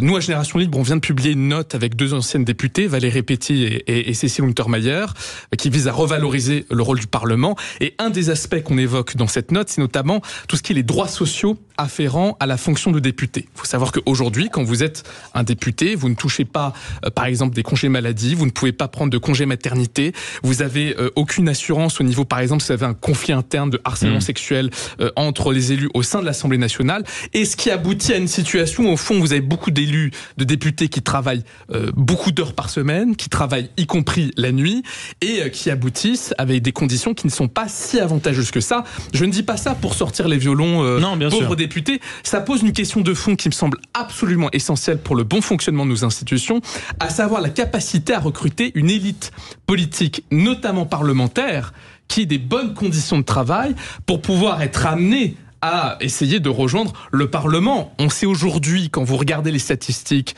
que ce soit Sciences Po, les écoles de commerce, les hautes écoles, que beaucoup de ces élèves qui sortent de ces écoles ne veulent plus faire de fonction politique, précisément parce que ça n'est pas si avantageux que ça. Et il y a toute une réflexion à avoir, je crois, sur la capacité à donner des bonnes conditions de travail. Moi, on va aller rejoindre Joanne à Marseille, mais je vous le dis vraiment, les enfants, je trouve quand même très sympathique, parce que l'indemnité de député par mois, mine de rien, avec tout ce qui s'ajoute, elle est quand même, je viens de vérifier, de 7 493 €, ce qui est quand même un montant. Non, c'est net. J'ai net. Je l'ai en face de moi. J'ai sur les salles de l'État. Mais en tout cas, c'est une somme quand même colossale. Pendant des mois, généralement, ce sont les mêmes. Non, mais ce sont les mêmes qui se retrouvent sur les plateaux télé, sur les plateaux radio, comme vous le dites, à défendre parfois des lois qui vont venir fracasser certaines professions, certaines habitudes de vie. Et quand tout d'un coup, ils se retrouvent en fait dans la réalité de ce que vivent 66 millions de Français, il y a tout d'un coup un moment de flottement, voire un moment de panique. Et je trouve pas ça normal aujourd'hui, franchement, que des députés tiennent ce genre de propos. On va filer à Marseille. Bonjour, Johan. Bonjour. Comment ça va? Bonjour à tous. Ça va bien, merci. Vous-même? Mais oui, très bien. On est ravis de vous accueillir au téléphone. Vous habitez Marseille, c'est ça? C'est ça, exactement. Et vous n'êtes pas étonné de ces réactions de députés ou du fait qu'ils puissent éventuellement être hésitants ou avoir des complications quand ils recherchent un nouveau job, c'est ça? Ah non, pas du tout étonné, non. Je vais étayer un petit peu mon propos. Parce que moi, il m'arrive, dans le cadre de ma profession, de devoir recruter des gens. Okay. Qu'est-ce que vous faites comme métier, Johan? Moi, je suis responsable de service informatique.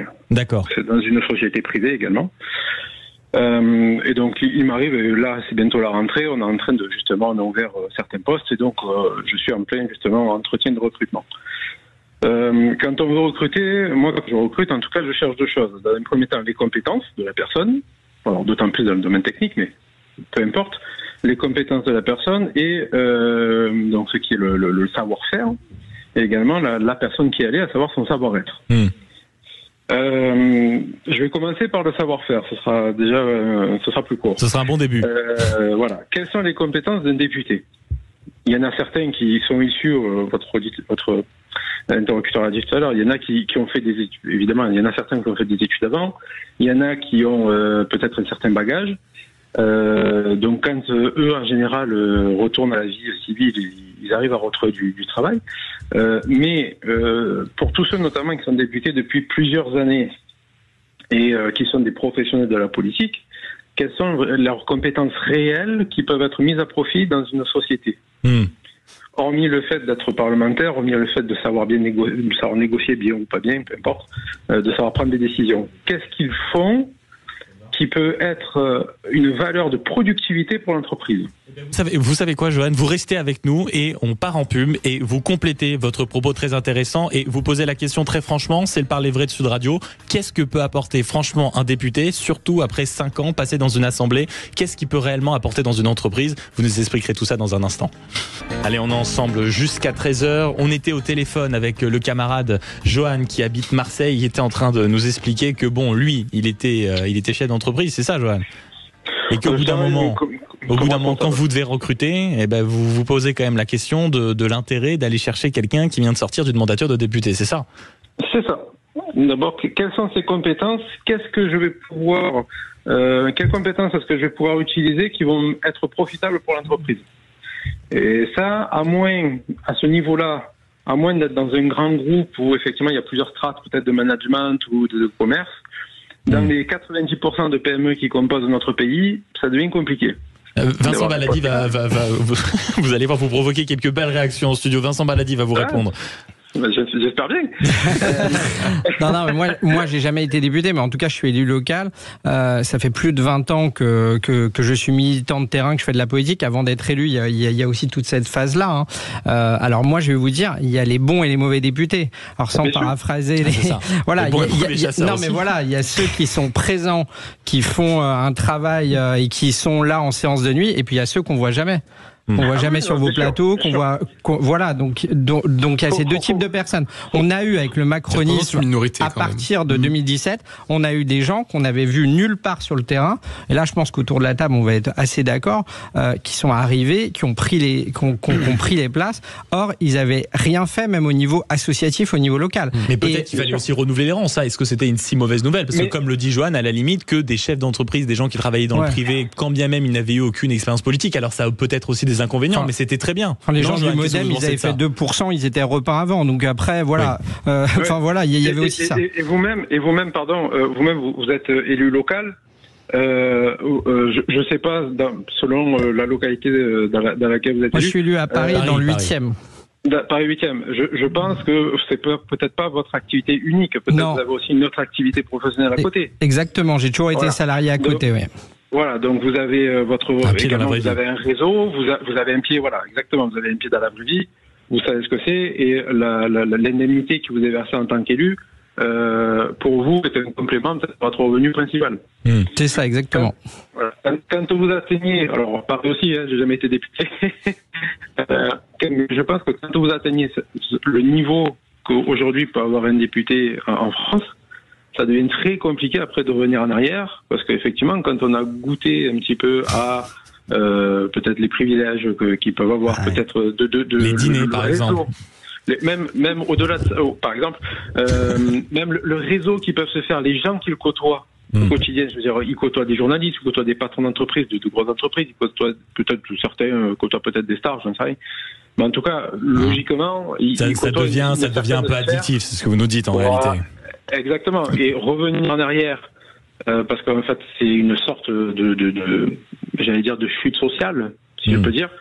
Ça devient aussi compliqué, et je le comprends aussi, c'est compliqué à s'adapter.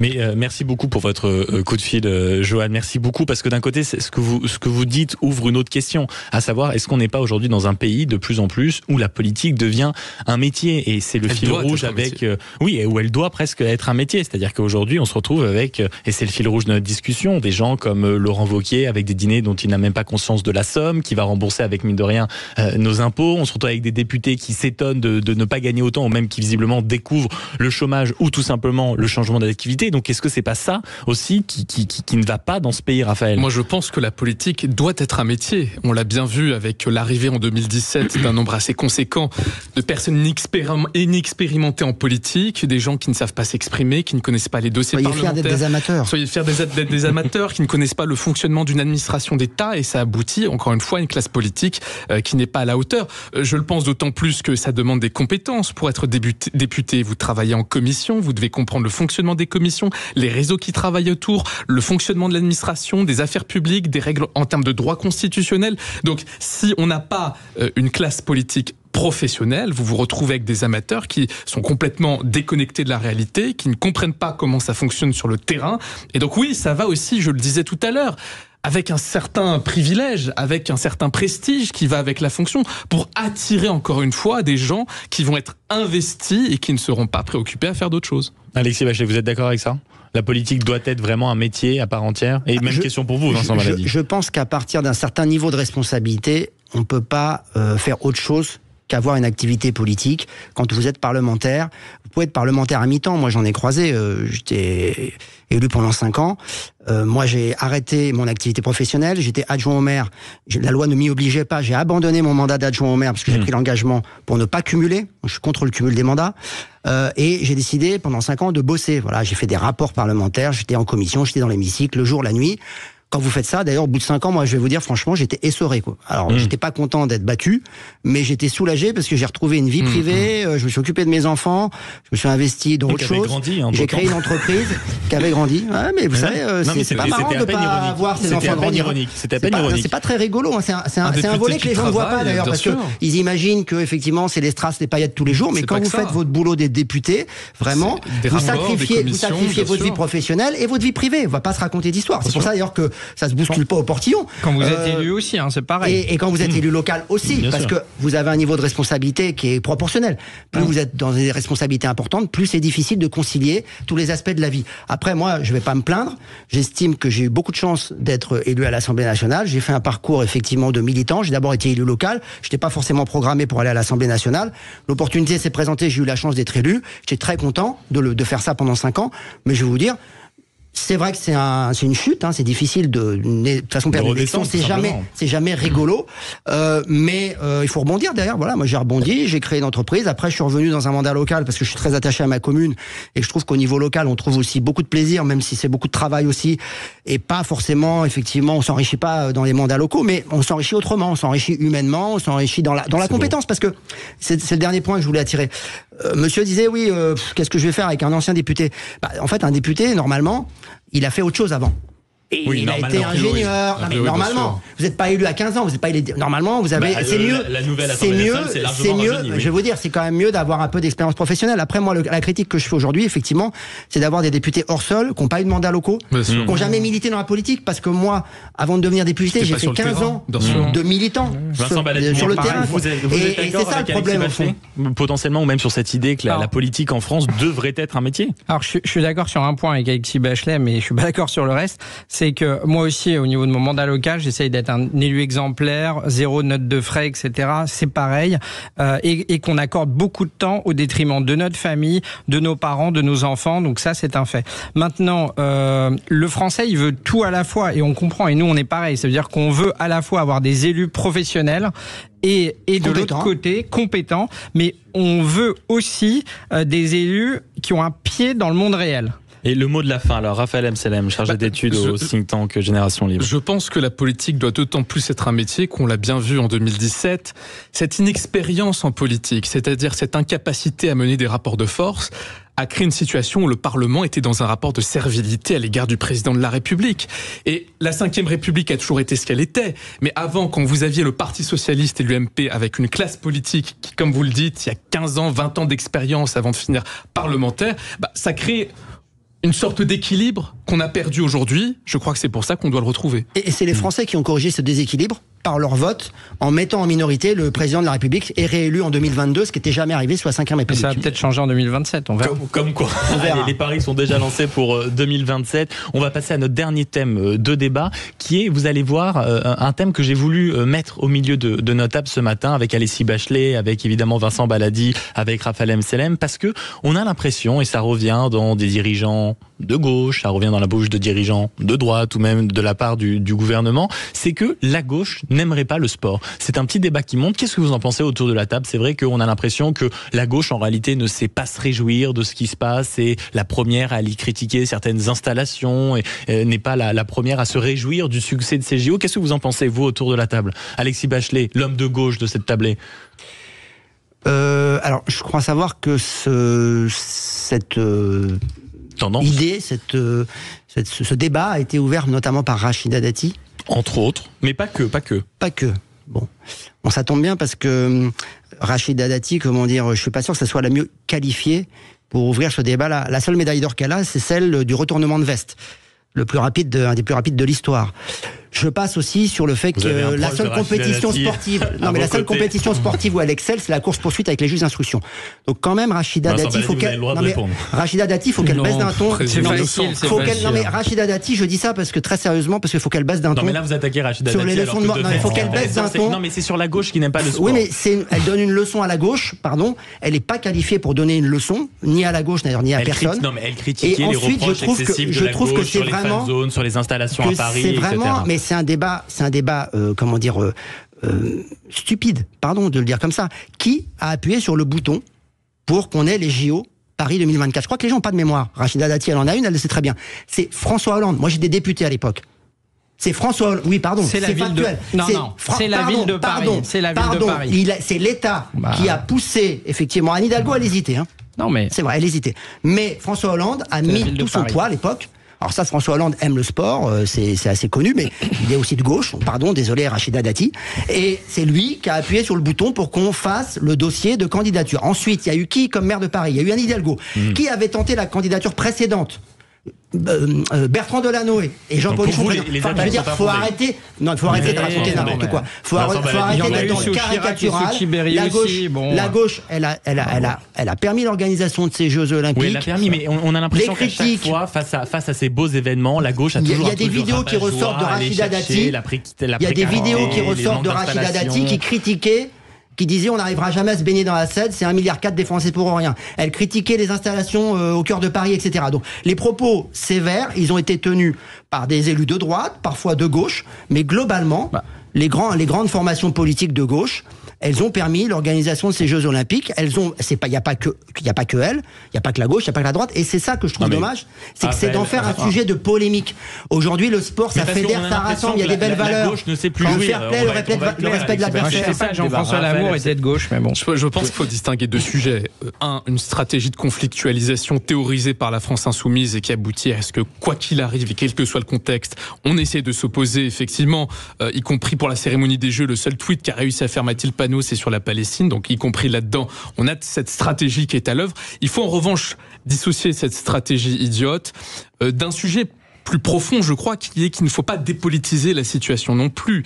Ces Jeux se sont faits quand même, au prix quand même de certaines libertés publiques, avec le contrôle administratif individuel, notamment de plus d'1 million de personnes, c'est-à-dire qu'on a contrôlé la vie privée des gens sans l'aval d'un juge, le fait qu'on ait des caméras augmentées pour la première fois en France, la CNIL s'est extrêmement émue de la question, c'est-à-dire des caméras qui vont détecter à partir d'intelligence artificielle des comportements jugés comme étant potentiellement suspects, c'est-à-dire on installe le principe de présomption de culpabilité pour tout le monde, le fait qu'on a dégagé beaucoup de SDF des rues de Paris, le prix des transports, donc je suis pas en train de dire qu'il ne faut pas faire la fête, et je pense que c'est très important dans le moment politique qu'on a vécu qu'on la fasse. En revanche, il ne faut pas dépolitiser le sujet, il y a des vrais enjeux dont il faut traiter, et me semble-t-il qu'il ne faut pas les mettre de côté au prétexte d'une injonction à faire la fête. Eh ben, on va poser la question et on sera rejoint par Baptiste au standard qui a appelé le 0826 300 300. Il veut dialoguer avec les mousquetaires qui sont autour de cette table sur Sud Radio pour parler vrai. Est-ce que c'est exact que la gauche n'aime pas le sport? À tout de suite sur Sud Radio. Sud Radio, les débats de l'été, 10h-13h, Maxime Liédo. Allez, on est dans la dernière ligne droite de nos débats de l'été. On est toujours avec Raphaël Mceleb, chargé d'études au think tank Génération Libre, avec Vincent Baladi, conseiller droite républicaine de Paris, membre du groupe Changer Paris, et Alexis Bachelet, maire adjoint d'Europe Écologie Les Verts à Colombes dans les Hauts-de-Seine. On file au standard 0826 300 300. C'est le camarade Baptiste qui a décidé de nous appeler. Bonjour Baptiste. Bonjour. Comment ça va ? Ça va très bien, vous. Et oui, vous êtes à Boulogne et vous considérez qu'en fait on a plus ou moins un faux débat, qu'on devrait profiter un peu de tout ça parce que mine de rien c'est grâce à la gauche qu'on a tout ça, c'est ça ? Alors non, moi en fait j'ai une position un peu particulière. Je suis pas pour revendiquer que c'est grâce à la gauche qu'on a ces JO. En revanche, je trouve parfaitement déplacé et ridicule de dire que c'est uniquement grâce à Emmanuel Macron, à entendre certains autour de. Oui, vous faites allusion au propos de Rachida Dati qui nous explique que c'est parce que Emmanuel Macron avait rassemblé les sportifs et qu'il a tout mis en place qu'on a un succès comme ça, c'est ça ?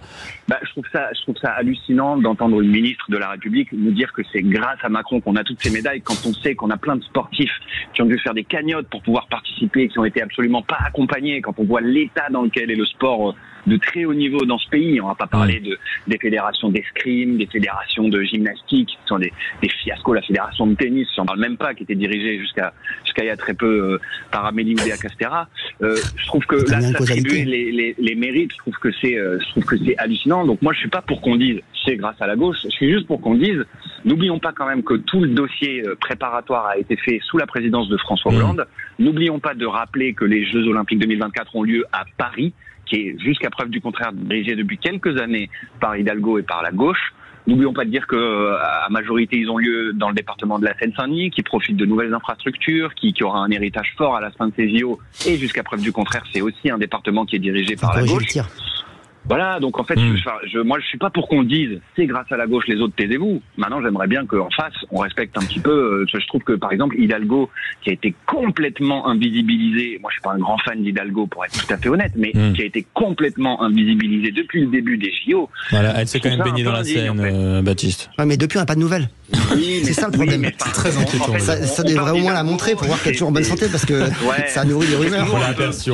En fait, on parle d'Hidalgo, en fait, très souvent, c'est ça que je regrette un petit peu. Moi, on parle d'Hidalgo et de la gauche de manière générale pour se moquer d'eux, en fait. En fait, ce que vous nous dites, Baptiste, c'est plein de bon sens. C'est-à-dire que le vrai débat qui est absurde aujourd'hui, c'est celui qui dit que c'est grâce à Emmanuel Macron que tout ça se passe formidablement bien. Qu'est-ce que vous en pensez, vous, autour de la table, de cette orientation du débat-là, à savoir, merci Macron, c'est grâce à lui qu'on a les JO, merci président de la République. C'est dans la personnalité. Non, mais déjà pour finir sur le thème, la gauche n'aime pas les JO. Moi, je dirais pas c'est la gauche, et je pense pas que c'est la parole de Rachida Dati. C'est la gauche, c'est une partie de la gauche qui est la gauche vraiment de type France insoumise, qui n'aime pas être patriotique et porter les drapeaux français. Moi, j'ai aucun vu. Enfin, je vous mets au défi. Montrez-moi un élu de la France insoumise. Je parle pas de Fabien Roussel et des autres, et puis des gens comme Alexis Bachelet ou autres, qui avaient un drapeau français et qui étaient Oui, mais c'est donc c'est la gauche qui, pour moi, n'est pas républicaine. C'est l'extrême gauche.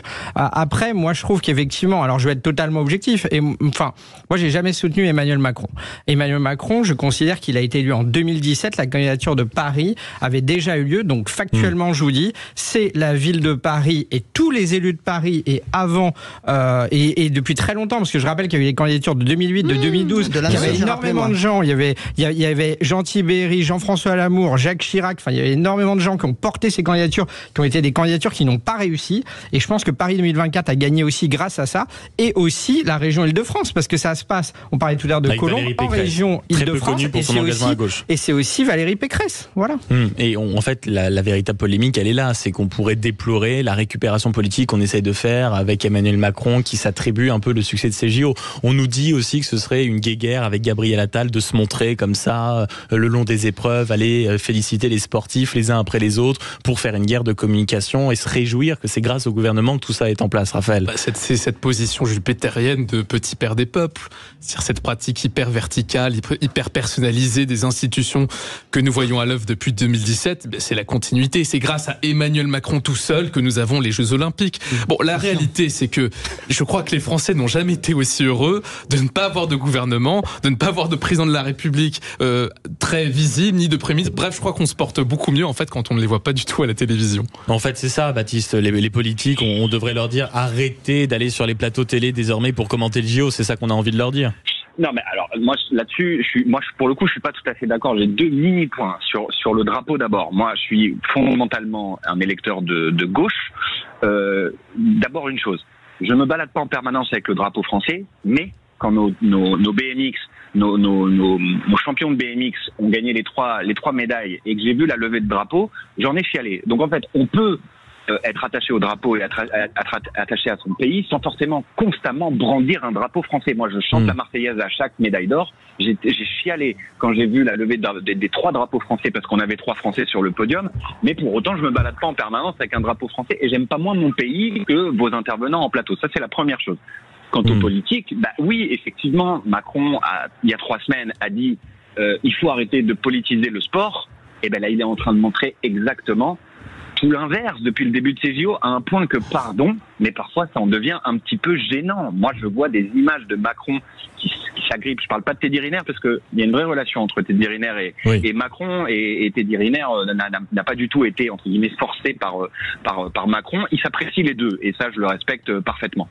En revanche, il y a eu des moments de gênance incroyables, que ce soit pour la ministre des Sports ou pour le président de la République, et on a envie de leur dire, en fait, vous avez dit que vous seriez un Français comme les autres devant ces JO, soyez un Français comme les autres. Prendre un jet privé pour aller de Brégançon à un site de compétition, à faire l'aller-retour dans la journée. Élysée-sur-Mer, à Élysée, centre-ville. Ouais, je trouve ça poil too much, mais c'est peut-être mon côté turbo-gauchiste qui ressort. Mais ça vous va très bien, ça vous va très bien le côté turbo-gauchiste, Baptiste. Merci beaucoup d'avoir appelé Sud Radio et d'avoir participé à ce débat-là. Est-ce qu'il faudrait peut-être observer une sorte de trêve politique pendant les Jeux Olympiques? Je veux dire, objectivement, Emmanuel Macron l'avait lui-même proposé lors de sa dernière intervention dans un JT de 20h. Il avait dit trêve politique. Mais est-ce qu'il ne faudrait pas, et je pose véritablement la question, instaurer une trêve politique dans les grands événements sportifs internationaux, que ce soit des Coupes du Monde, que ce soit des Jeux Olympiques? Est-ce qu'il ne faudrait pas empêcher un peu les politiques de parler pour arrêter qu'ils récupèrent tout et n'importe quoi? Vincent Baladi. En fait, bizarrement, je pense que dans l'histoire, les meilleurs moments où il y a eu le moins de récupération politique, même, c'était les moments où il y avait de la cohabitation. Moi, je me souviens par exemple Chirac-Jospin avec Marie-Georges Buffet qui était ministre des Sports, ça s'est plutôt bien passé. Hein. Bon, alors après, il y a eu des petits loupés comme Chirac avec les noms des joueurs de l'équipe de France, on l'a tous en tête ou autre, mais c'était des moments, voilà, où et on sait que Jospin, il adore aussi le basket et d'autres sports comme François Hollande et d'autres. Mais à droite comme à gauche, on est aussi fan de sport. Moi, je vais aussi à certains matchs, compétitions et autres. On peut faire de la politique et aimer aussi le sport. Par contre, oui, il faut arrêter avec cette récupération systématique. Je pense notamment, entre vous et moi, à la ministre des Sports. Faut qu'elle arrête un peu. Elle parle trop? Bah oui. Non. Et j'ai l'impression ce que fait aussi Macron. Moi, j'ai beau être de droite et j'ai beau être dans le principal groupe de l'opposition Union Capitale contre Anne Hidalgo, c'est que clairement, j'ai l'impression que depuis 6 mois, on disait hors plateau avec Alexis Bachet, Macron fait tout contre Anne Hidalgo, entre Oudéa Castéra, Rachida Dati et autres. Alors nous c'est pas mal parce que du coup ça nous permet d'avoir un peu plus d'air à Paris et puis d'avoir une sécurité aussi grandissante. On en parlait tout à l'heure. Alors bien sûr il y a certaines dérives, mais on avait quand même un ensauvagement très très fort à Paris avec beaucoup de problèmes. Vous parliez tout à l'heure des SDF. Je peux vous dire que au quotidien dans la rue, notamment quand vous êtes une femme la nuit et quand c'est des personnes fortement droguées, ça peut être aussi très compliqué. Je pense notamment à une station de métro où on avait 7-8 personnes qui étaient là, c'était compliqué de prendre les transports le soir. Donc voilà. C'est une chose d'essayer de régler les problèmes d'insécurité, c'est autre chose de mettre la poussière sur le tapis. Et c'est bien ce que dénoncent les associations qui aident les SDF, c'est qu'ils ont été juste renvoyés ailleurs. On ne règle pas le problème de fond de la dignité dans ce pays où beaucoup de personnes vivent dans la rue, ne mangent pas leur faim et n'ont pas d'habitation. Mais vous savez, ça fait longtemps qu'on étudie ce sujet avec autour de la table des groupes, notamment pour régler ce problème. C'est un sujet. Maintenant, il y a aussi des dérives et on n'avait plus de sécurité à Paris, c'est un fait, et on voit que ça fonctionne pendant ces JO, comme quoi on devrait s'en inspirer pour le reste de l'année, pour 2025, où, espérons-le, comme le dit Alexis Bachelard, on aura énormément de touristes, une attractivité économique, enfin on l'espère, parce qu'on nous promet toujours les lendemains chantants, mais c'est pas le cas, encore. Alexis Bachelard. Non, je voudrais revenir juste sur la question du patriotisme, parce que je pense que personne dans le pays n'a le monopole du patriotisme et du soutien à l'équipe de France. Je pense que c'est ce qui fédère aujourd'hui les Français. C'est les résultats de nos champions. On admire aussi les performances des autres champions étrangers. Hier soir, Armand Duplantis qui bat le record du monde au Stade de France, 6,25 m. Enfin, je veux dire, voilà, il est suédois, mais ça aurait pu être... Enfin, je veux dire, il y a une dimension internationaliste même, des valeurs qui correspondent aussi beaucoup à ce que beaucoup de gens de gauche pensent et veulent voir aussi comme vivre ensemble. Donc, c'est vraiment un mauvais procès qu'on nous ferait. Et sur l'extrême gauche ou les mélenchonistes, eux, ils ont plus un problème, si vous voulez, avec le côté capitaliste. C'est parce que c'est pas anticapitalisme, parce qu'effectivement, ils considèrent que derrière les exploits sportifs, il y a des grandes sociétés qui s'en mettent plein les poches. Et c'est vrai d'ailleurs. D'ailleurs, c'est ce que vous disiez tout à l'heure. Faut pas non plus être naïf. Je termine juste sur ce point-là pour dire que ce qu'on demande, d'abord, un mot sur Emmanuel Macron et ses ministres. Je pense qu'Emmanuel Macron, ça fait longtemps qu'il est sorti du cadre. Moi, je me rappelle des images en finale de la Coupe du Monde avec Mbappé. Il se prenait pour l'entraîneur adjoint de Deschamps. C'est n'importe quoi. Là, avec Macron, on est sorti des écrans de l'égocentrisme, de l'égo-nombrilisme. Il faut que je sois partout tout le temps, j'ai un rôle à jouer. Non, t'es président de la République, t'es là pour gérer le pays correctement. C'est pas forcément le cas, et pas pour aller coacher les médaillés. C'est n'importe quoi. Et dernier point, oui, il y a aussi un volet.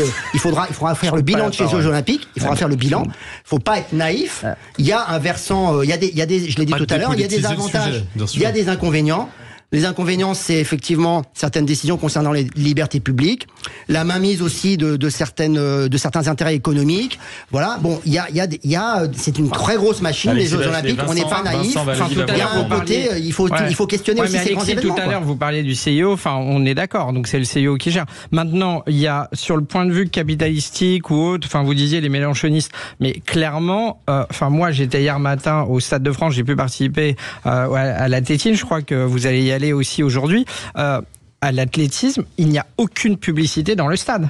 Est-ce que c'était un fait, à part, je crois, juste une marque de montre vers le compteur. À part ça, je vous le dis, il n'y a aucune pub dans le stade. À l'extérieur, oui, il y en a. Mais c'est quand même, par rapport aux compétitions de foot, par rapport aux concerts, c'est quand même une première. Enfin, moi, c'est la première fois que dans un stade de foot comme le Stade de France, de compétition, je ne vois aucune publicité. Donc, on peut pas, pour moi, c'est un faux argument. Non, puis il faut parler d'héritage. Enfin, il y a plein de choses à dire encore. Merci beaucoup à tous les trois de m'avoir accompagné dans ces grands débats de l'été sur Sud Radio. Vincent Baladi, conseiller droite républicaine de Paris. Merci d'avoir été autour de la table. Raphaël Amselem, chargé d'études au think tank Génération Libre. Sur vos réseaux sociaux, on peut suivre toutes les publications, vos travaux. Vous écrivez également dans le Figaro et dans le Point. Merci d'avoir été avec nous. Et je remercie le Gaulien, Alexis Bachelet, maire adjoint Europe Écologie Les Verts. Écolo-Gaulien, c'est bien ça. Ça fait du monde, merci d'avoir été avec nous. Dans quelques instants, ce sera l'heure évidemment des JO dans tous leurs états avec le camarade Joseph Ruiz. À tout de suite sur Sud Radio, restez avec nous.